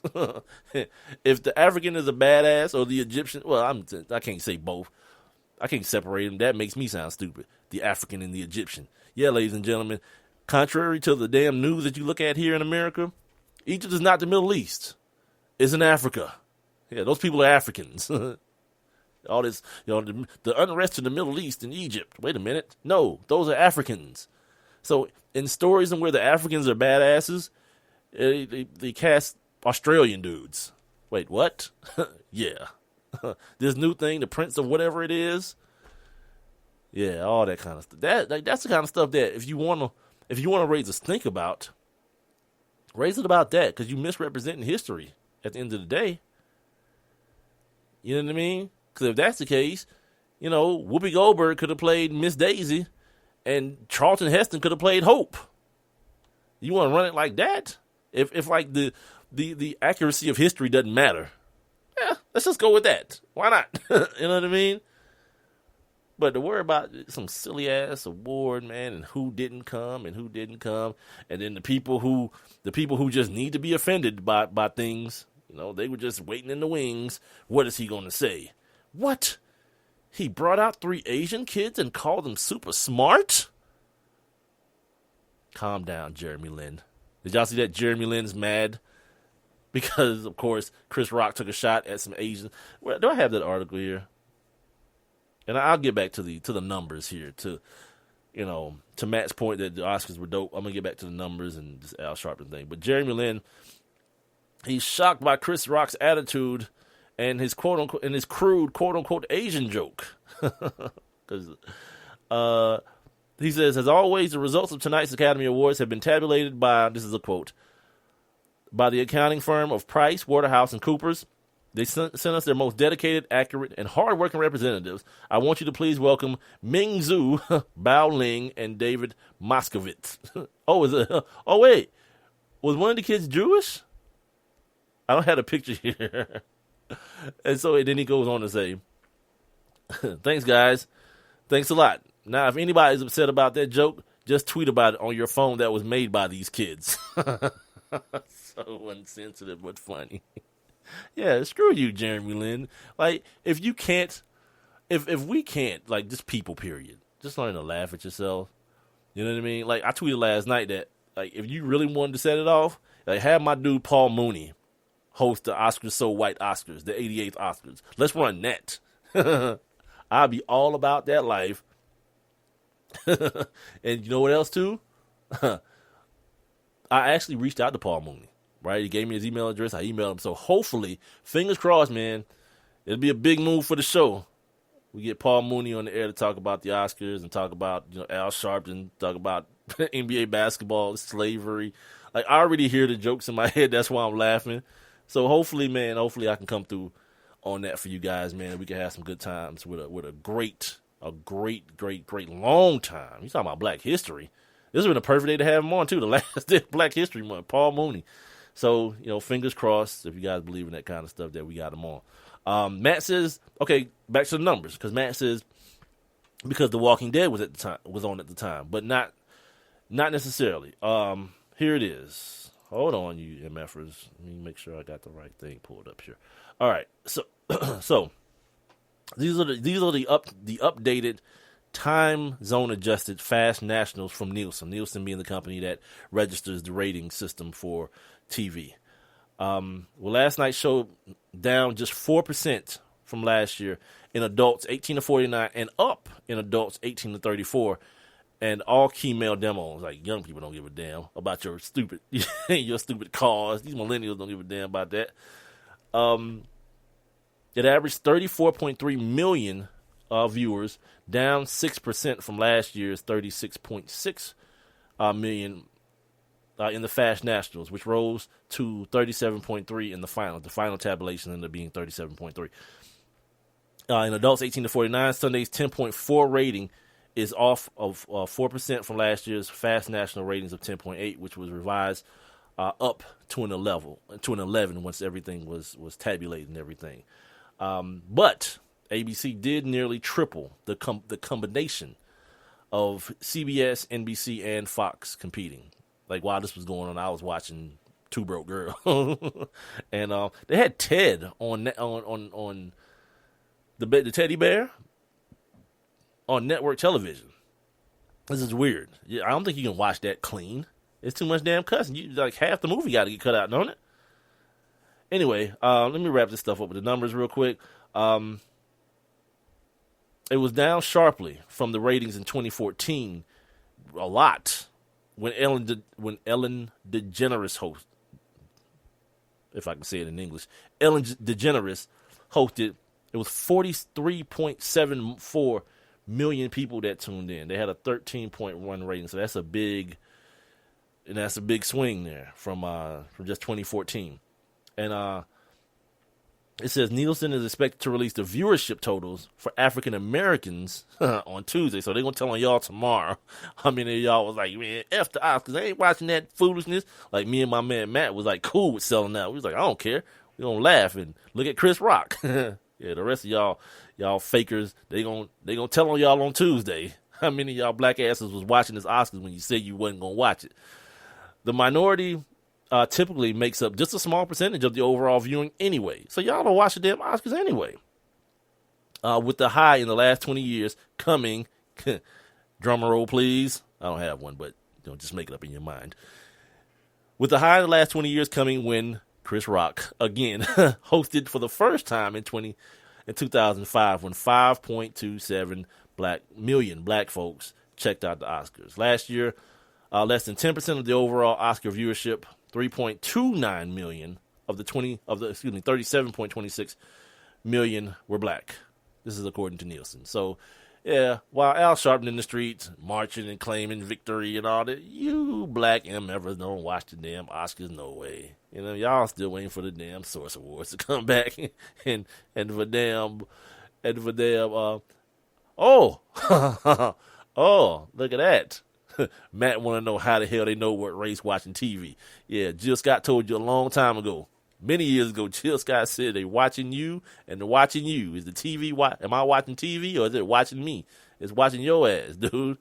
And all this digital TV and all this kind of stuff that Comcast and what's the other one, Uverse and all that hooking up at your house. Yeah, just so the man can keep tabs on you. That's all it is. Yeah, I know Matt ain't surprised. The man watches them. Watch tomorrow. Matt gonna be like, I'm straight Hulu, straight Netflix. Cancel the cable in the crib. His wifey gonna be mad as hell. Oh man, look at the time it is, man. This is flying by. We gotta talk about the combine as well. So check this out. We'll do that next. We'll talk about the combine. I'll tell you guys about my weekend as well. Hopefully I get a chance to do that before. Yeah, the weekend was nuts. We'll do that on the other side of the of a real short break right here on the One Mic with Big Mike show with me, of course, Big Mike, on Spreaker.com and the Spreaker app for your mobile devices on Windows or Apple or whatever. What's the other one? Android? Yeah. Search for my show, the number one, MICWITHBIGMIKE. Once you do that, follow me. After you follow me, you can check me out live Monday, Wednesday, and Friday right here on Spreaker, starting at 7 o'clock, and you guys can also jump in the live interactive chat room by clicking the little thought bubble, and you can let your thoughts be known.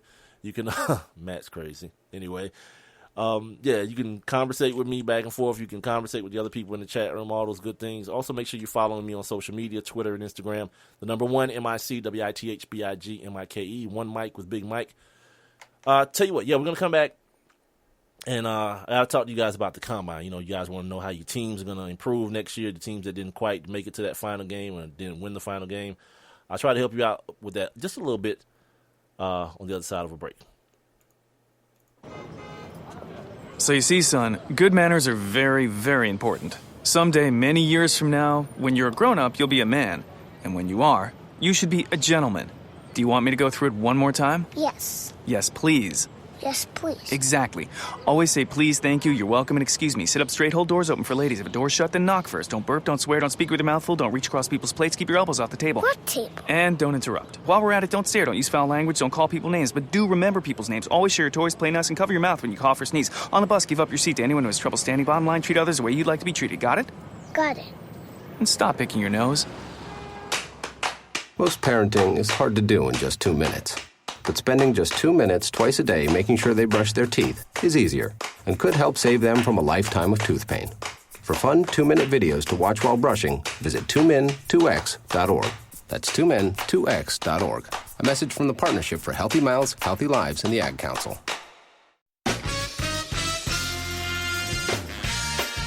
This is a test to find out if you know it all when it comes to children. Time starts now. Name one of the leading killers of U.S. children age 1 to 13. What's the best way to protect children in a car crash? At what age and size should a child start using a booster seat? Where can you find the answers to these questions? Car crashes are one of the leading killers of U.S. children. Many of those deaths could be prevented by making sure that kids are in the right seat for their age and size. Don't assume you know it all when it comes to car seats for your child. Go to safercar.gov/the-right-seat and know for sure. That's safercar.gov/the-right-seat. Brought to you by the National Highway Traffic Safety Administration and the Ad Council.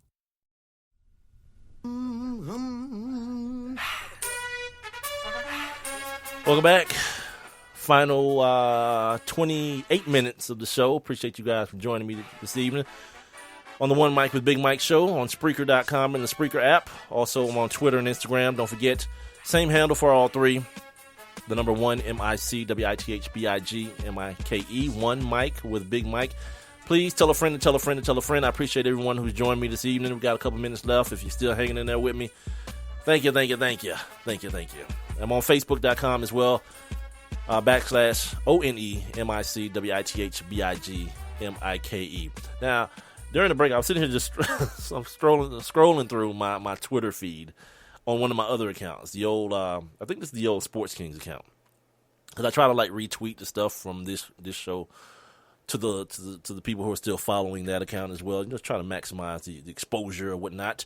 And I run across Matt's tweet at East Point Made Me from a day ago. He said, Buddy defending Steph was sleep. See, that's the thing you can't do. Like, Steph has made us turn crazy and believe that people supposed to be playing tight defense on cats from 40 feet away from the basket. No. No. Like, that dude turned around at like 30-something feet. That's pretty acceptable, you know, for the average human being. He turns around at like 30 feet. Like, okay, I'm going to contest this heave.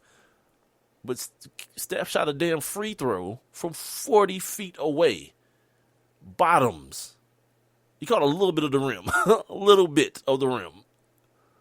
Yeah, I call no fault. I just call no fault, man. No one's to blame. I mean, I guess you can go back to the Kevin Durant not calling timeout and throwing the ball away and that whole situation. I guess you can go there. But as far as the shot, the killer shot, no blame. No blame whatsoever, man. The dude hit a 40-foot three like it was nothing. Like he meant it, like that's a shot he was looking for. Like that, you know how people say, you know, you'll give up a good shot for a great shot. Like that was his great shot. My goodness. Before I forget, like damn my weekend and these damn this combine and all that. We'll definitely get into the combine on Wednesday with my guy Alex Kaptoff from NFLDraftBlitz.com. You guys make sure if you want to see where your team should or might improve at, check out the website, man. NFLDraftBlitz.com. He's got a bunch of mock drafts, a bunch of write-ups on different players, interviews with different players from smaller schools that may just come out of the blue. You know, Antonio Brown, small school kid, killing the league, may be arguably the best wide receiver in the NFL right now. You know, guys like that who you turn around in a couple years and like, okay, damn, yeah, I remember, reading that scouting report or that article on NFLDraftBlitz.com on this kid. That's the reason I do it. I want to try to get ahead. The other site that I check out, if you guys got time on your hands and you care about this stuff any, what is it called? Draft Breakdown, where these guys have broken down game film of all these players, these top players, broken down their game film into like 20 minutes long. They're not sped up. They just cut out the plays that, let's say we're talking about DeForest Buckner, right? The big kid from Oregon. You want to see all his stuff? I did. I went and looked at this whole game against Michigan State, I believe. They'll cut out every defensive play that he was in the game. They cut it up for you. Take you about 15 minutes to watch a whole game of one dude.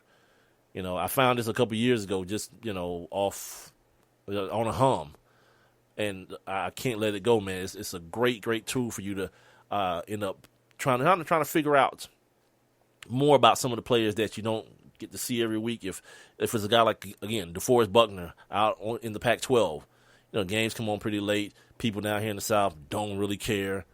You get a chance to check him out just in case. If you're an Atlanta Falcons fan, he's a five technique defensive end in their scheme, but they'll probably bump him inside to a defensive tackle, a position of need for the Atlanta Falcons. Now Paul Soliai and those kind of guys are moving on, and the guy who you picked out of Minnesota a couple years ago hadn't really worked out yet. Take a look at him. You might like him, you might not. You might see where his deficiencies lie, where his upside is, all those good things. So we'll talk more about that with Alex Kavtov on Wednesday, things of that nature. But today, right now, guys, girls, I don't know if Renee's still with me, but you're definitely going to want to hear this as well.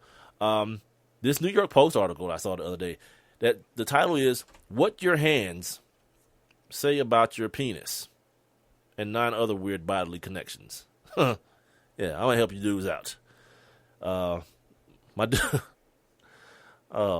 dude Jake yesterday, I forgot even why. I forgot that I don't know, what did I do? I shared this or whatever, retweeted it or whatever it was. And I'm at like the Supreme Fish getting some fish. And I look at my phone, I see this white hand. I'm like, why the hell did Jake send me a picture of his hand? And I just immediately just fell out laughing. And you'll fall out laughing too. You'll get the joke here when I tell you this, okay? There are like 9 things on this article. I'm not going to go through, well, I'll tell you what the 9 are.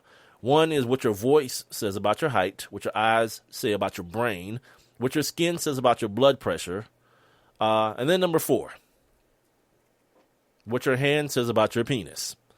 We'll get back to that one. What your fingers say about your cancer risk, what your legs say about your erection. I'll give you guys some insight on that one as well. What your teeth say about your mind, and what your lips say about your memory. Actually, that's 10. Oh, it said 9 other weird. Okay, so it's 10 total. Okay, so number 4. You want to know what your hands say about your penis?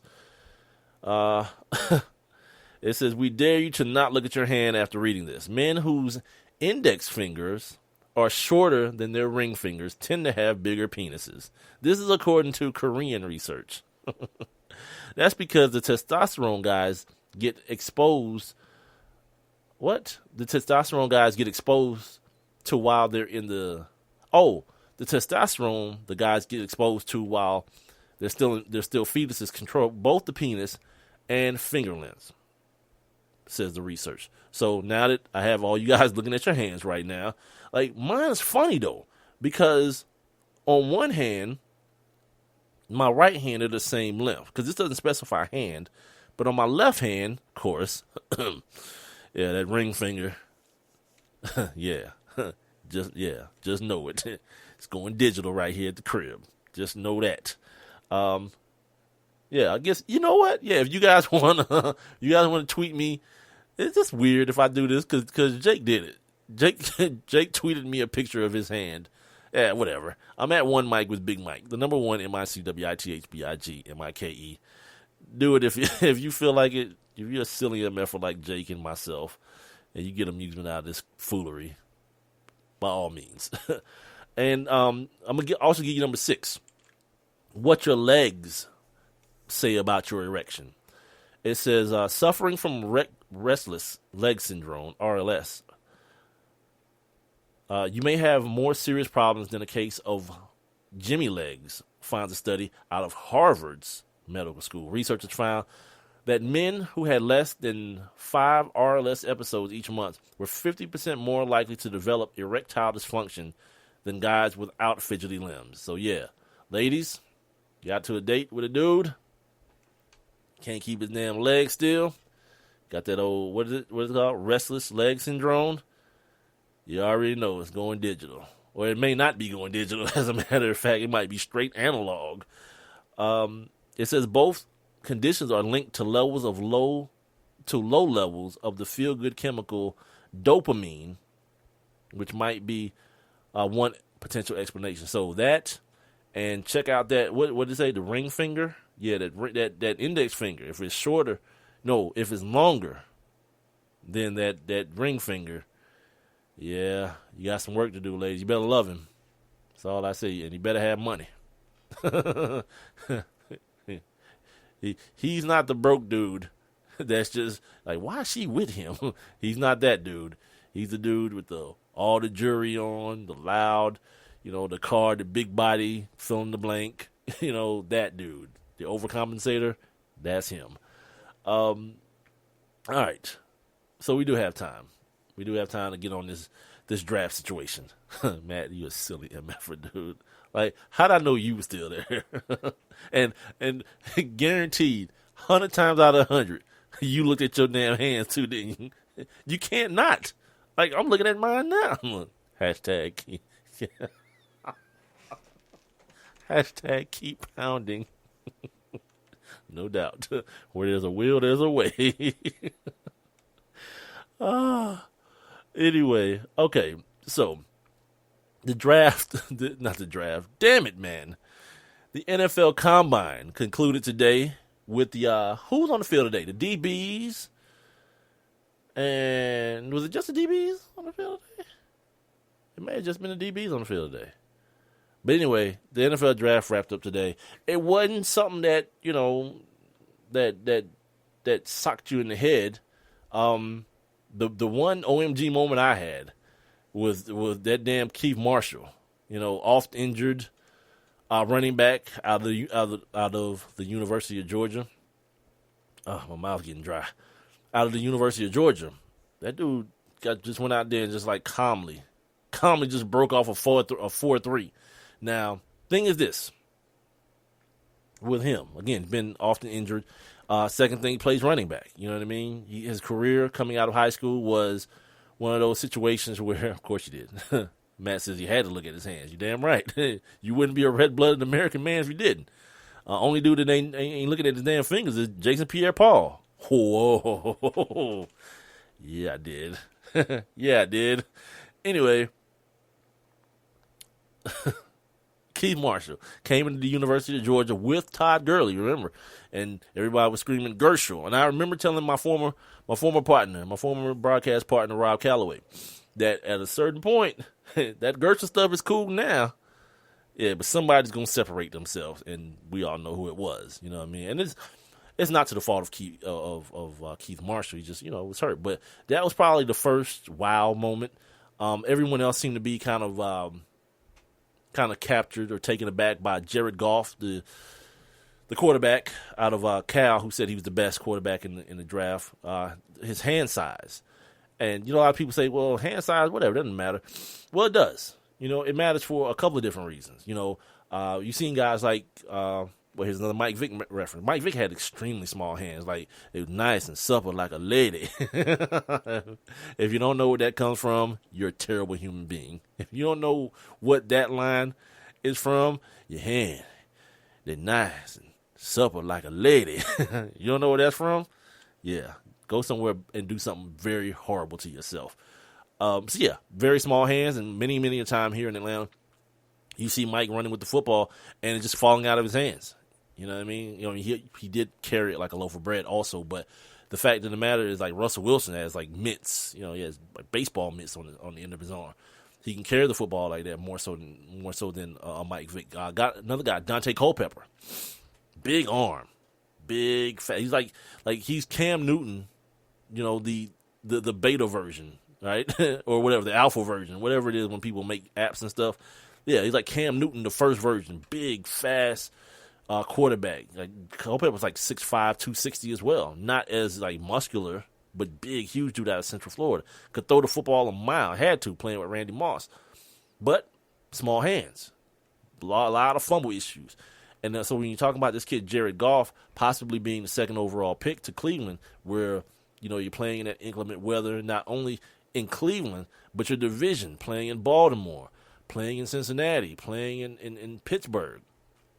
It's not really a job that's conducive to a dude with small hands. So that was the big talk the first week. Something I'm definitely going to ask Alex Kaptoff about on Wednesday when he comes on the show, 7:30 by the way, is like guys like Trevon Boykin, the kid out of TCU. I didn't think he was allowed to come. They passed this new rule that if you had some sort of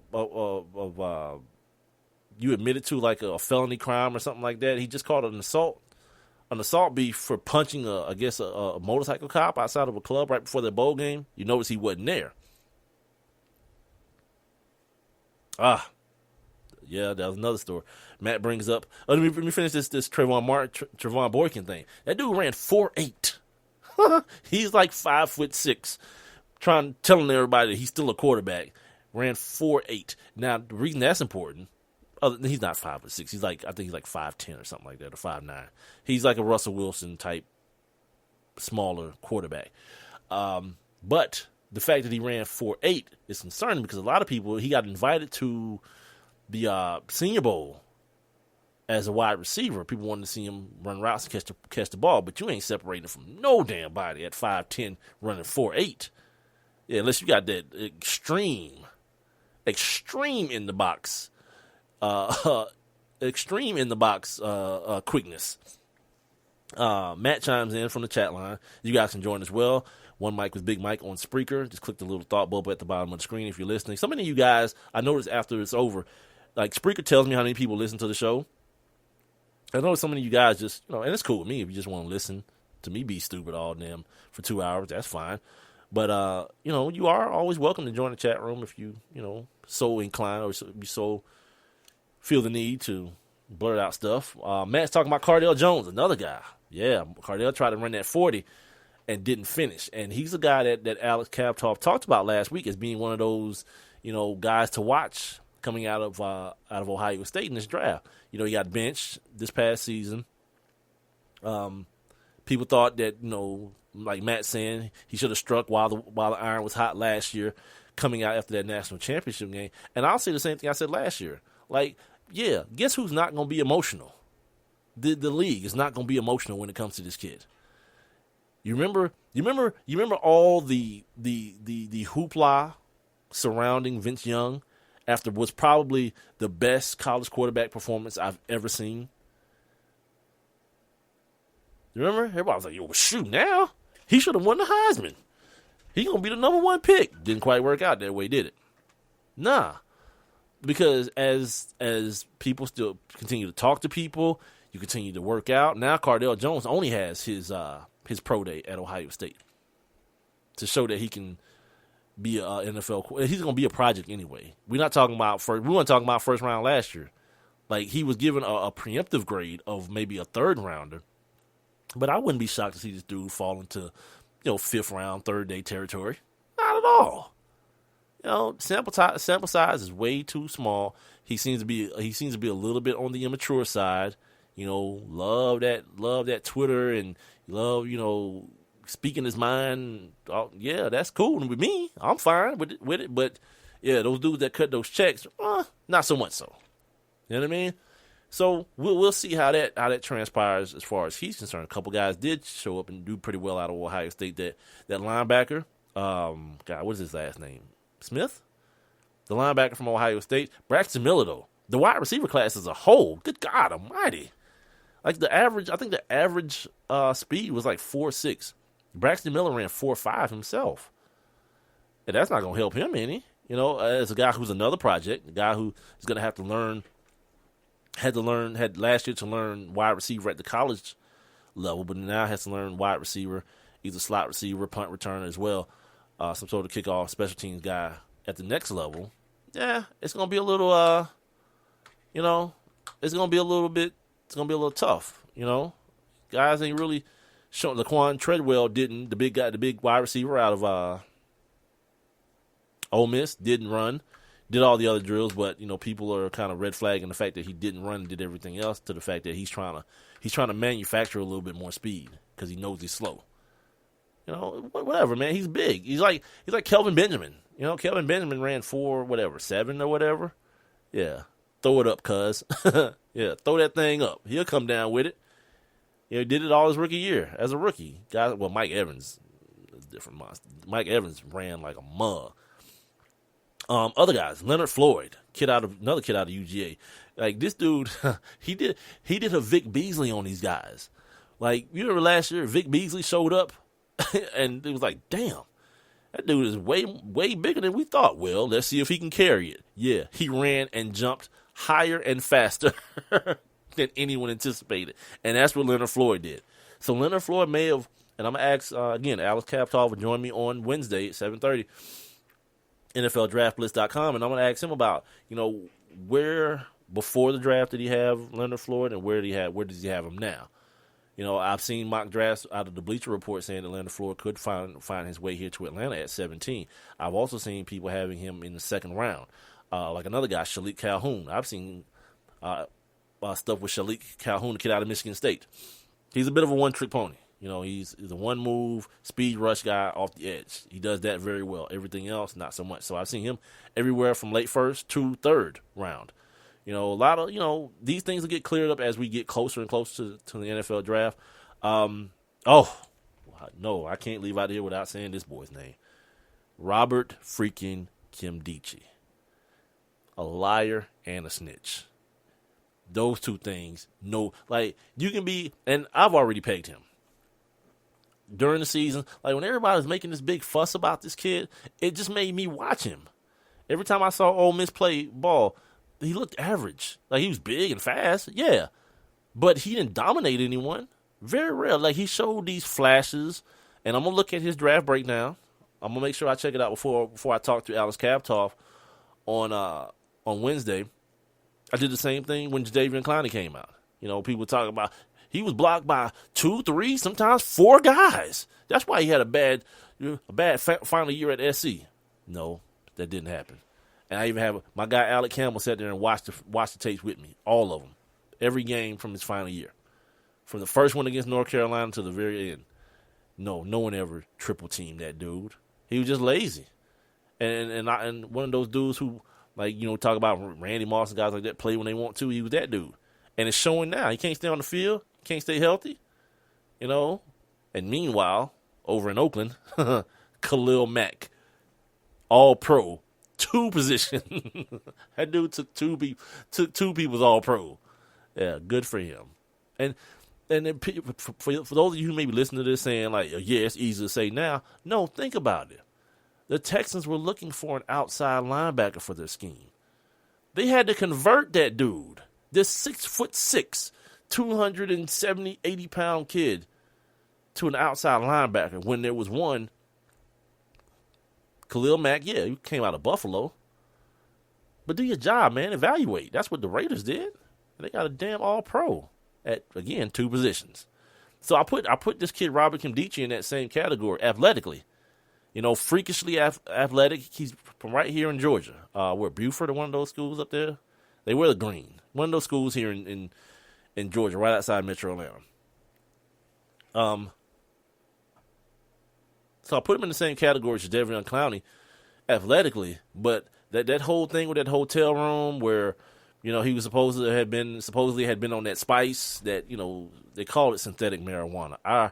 I refute that claim because all it is to continuously give marijuana a stigma when it's not. I think it's potpourri, actually, if I'm not mistaken. It's the spice stuff these kids are smoking because they know there's no tests to detect it. Yeah, I think it's potpourri. But anyway, it makes you go crazy. So he ends up falling out a window at a hotel or jumping out a window or something like that. Then he tells these people that he was drunk. He wasn't smoking anything. He was drunk. Meanwhile, his brother had just got popped for it maybe like a week or two earlier. Got suspended from the team for the same thing. His brother was there with him in the same hotel room. But then they asked him about it at the when they're up at the podium at the combine. They asked him about it. What did you tell the teams? He said he told them what happened. Then they asked him, was any of your other teammates there? That dude, instead of just saying like, look, this on me. This ain't got nothing to do with if my teammates were there or not. This is on me. This is my mistake, my whatever. No, without blinking, he's like, yeah, Laramie was there. Laramie Tunsil, who's projected to be the first overall pick at offensive tackle to the Tennessee Titans. He just without even hesitating, spit this boy's name out his mouth. I was like, come on, man, you can't be both. You can't be a liar and a snitch. Because the one thing that I find that's normally true, that these people they're not asking you questions that they don't know the answer to. Like, they're not asking you if you were high on this spice stuff because they don't know. They want to know if you're going to be honest. So, that being said, he's at a place now where, for my people here in Atlanta, this dude who was maybe top 5, possibly top 10, could fall out of the first round, which would mean he'd be there at 17 where the Falcons pick, where the Falcons need help at inside rusher. But not a fan. And not a fan in the least bit. So buyer beware. I know a lot of people here, because we love that whole hometown thing. We should draft every dude from Florida or from Georgia, and every dude that played high school ball in Georgia. The Falcons should draft him, which is the draft strategy of a lot of Falcons fans. No, don't be ridiculous and stupid. No, do what I'm telling you to do, man. I'll let my guy Alex Kaptoff hit his website up, NFLDraftBlitz.com. Go to Draft Breakdown if you want to see, if you want to talk about needs. He even has a section on his site about team needs and things of that nature. Go there. Don't just fall in love with the people that you saw on CBS every Saturday. Because there are other guys. The kid from Baylor, the big tackle from Baylor. He's there. The kid from Oklahoma State had a good combine as well. There are guys out there to play. Oh, another 2 guys, the Alabama guys. Reggie Ragland, huge. He's huge. And, of course, Travis Henry. That dude ran 4.5. He's every bit of 250. Again, I'm not my preference at running back, only because not only is he tall, but he's tall and long-legged. You know what I mean? So there's a lot of area for people to hit. And if you're still talking about using a guy like that on the goal line, I heard one of those dudes say you can't draft this guy without making him the bell cow. Sure you can. Anybody ever heard of Brandon Jacobs? Same dude, except Brandon Jacobs was heavier, but as tall, 6'3", 6'4", tailback, huge kid. Where did Brandon Jacobs went to Auburn, didn't he? And then transferred to one of those smaller schools. Yeah, same deal. They used him on the goal line with the Giants early in his career with Tiki Barber. He fumbled a lot, but ended up being a so-so pro. He did all right. There are no bell cow running backs in the league. Not even Adrian Peterson died early. Maybe Adrian Peterson, but even other guys. No one's doing that anymore. 25 carries for a running back. You crazy? Nah. That's why you got Trey Mason out there. You know what I mean? That's why you got more than one. That's why I don't believe in drafting no damn first-round running back. I don't care. Because too many of these dudes is getting drafted late and impacting the league. One other note as far as this stuff goes, just kind of a programming type thing. I reached out to Peyton Barber's people, the kid out of Auburn who said he was going pro because his mom was homeless. I wanted to try to get him on the show. They did get back to me, but they respectfully declined. So that's not going to happen right now. Maybe it will at some point, but I wanted to talk to him about that situation, about kids not being paid in college, about his combine experience, all those type of things. But it's not going to happen right now. But just let you guys know I tried. So that's going to do it for this episode, the Monday episode of One Mic with Big Mike. Appreciate you, Matt. Appreciate you, Peter Quill. Appreciate you, Renee, for joining me in the chat room. Appreciate everyone who listened but didn't join the chat room. Thank you guys so much. Also, man, thank you, for everybody who's been downloading and streaming. If you've been sharing the show with your friends and your family, no doubt I appreciate it. All BS aside, I do.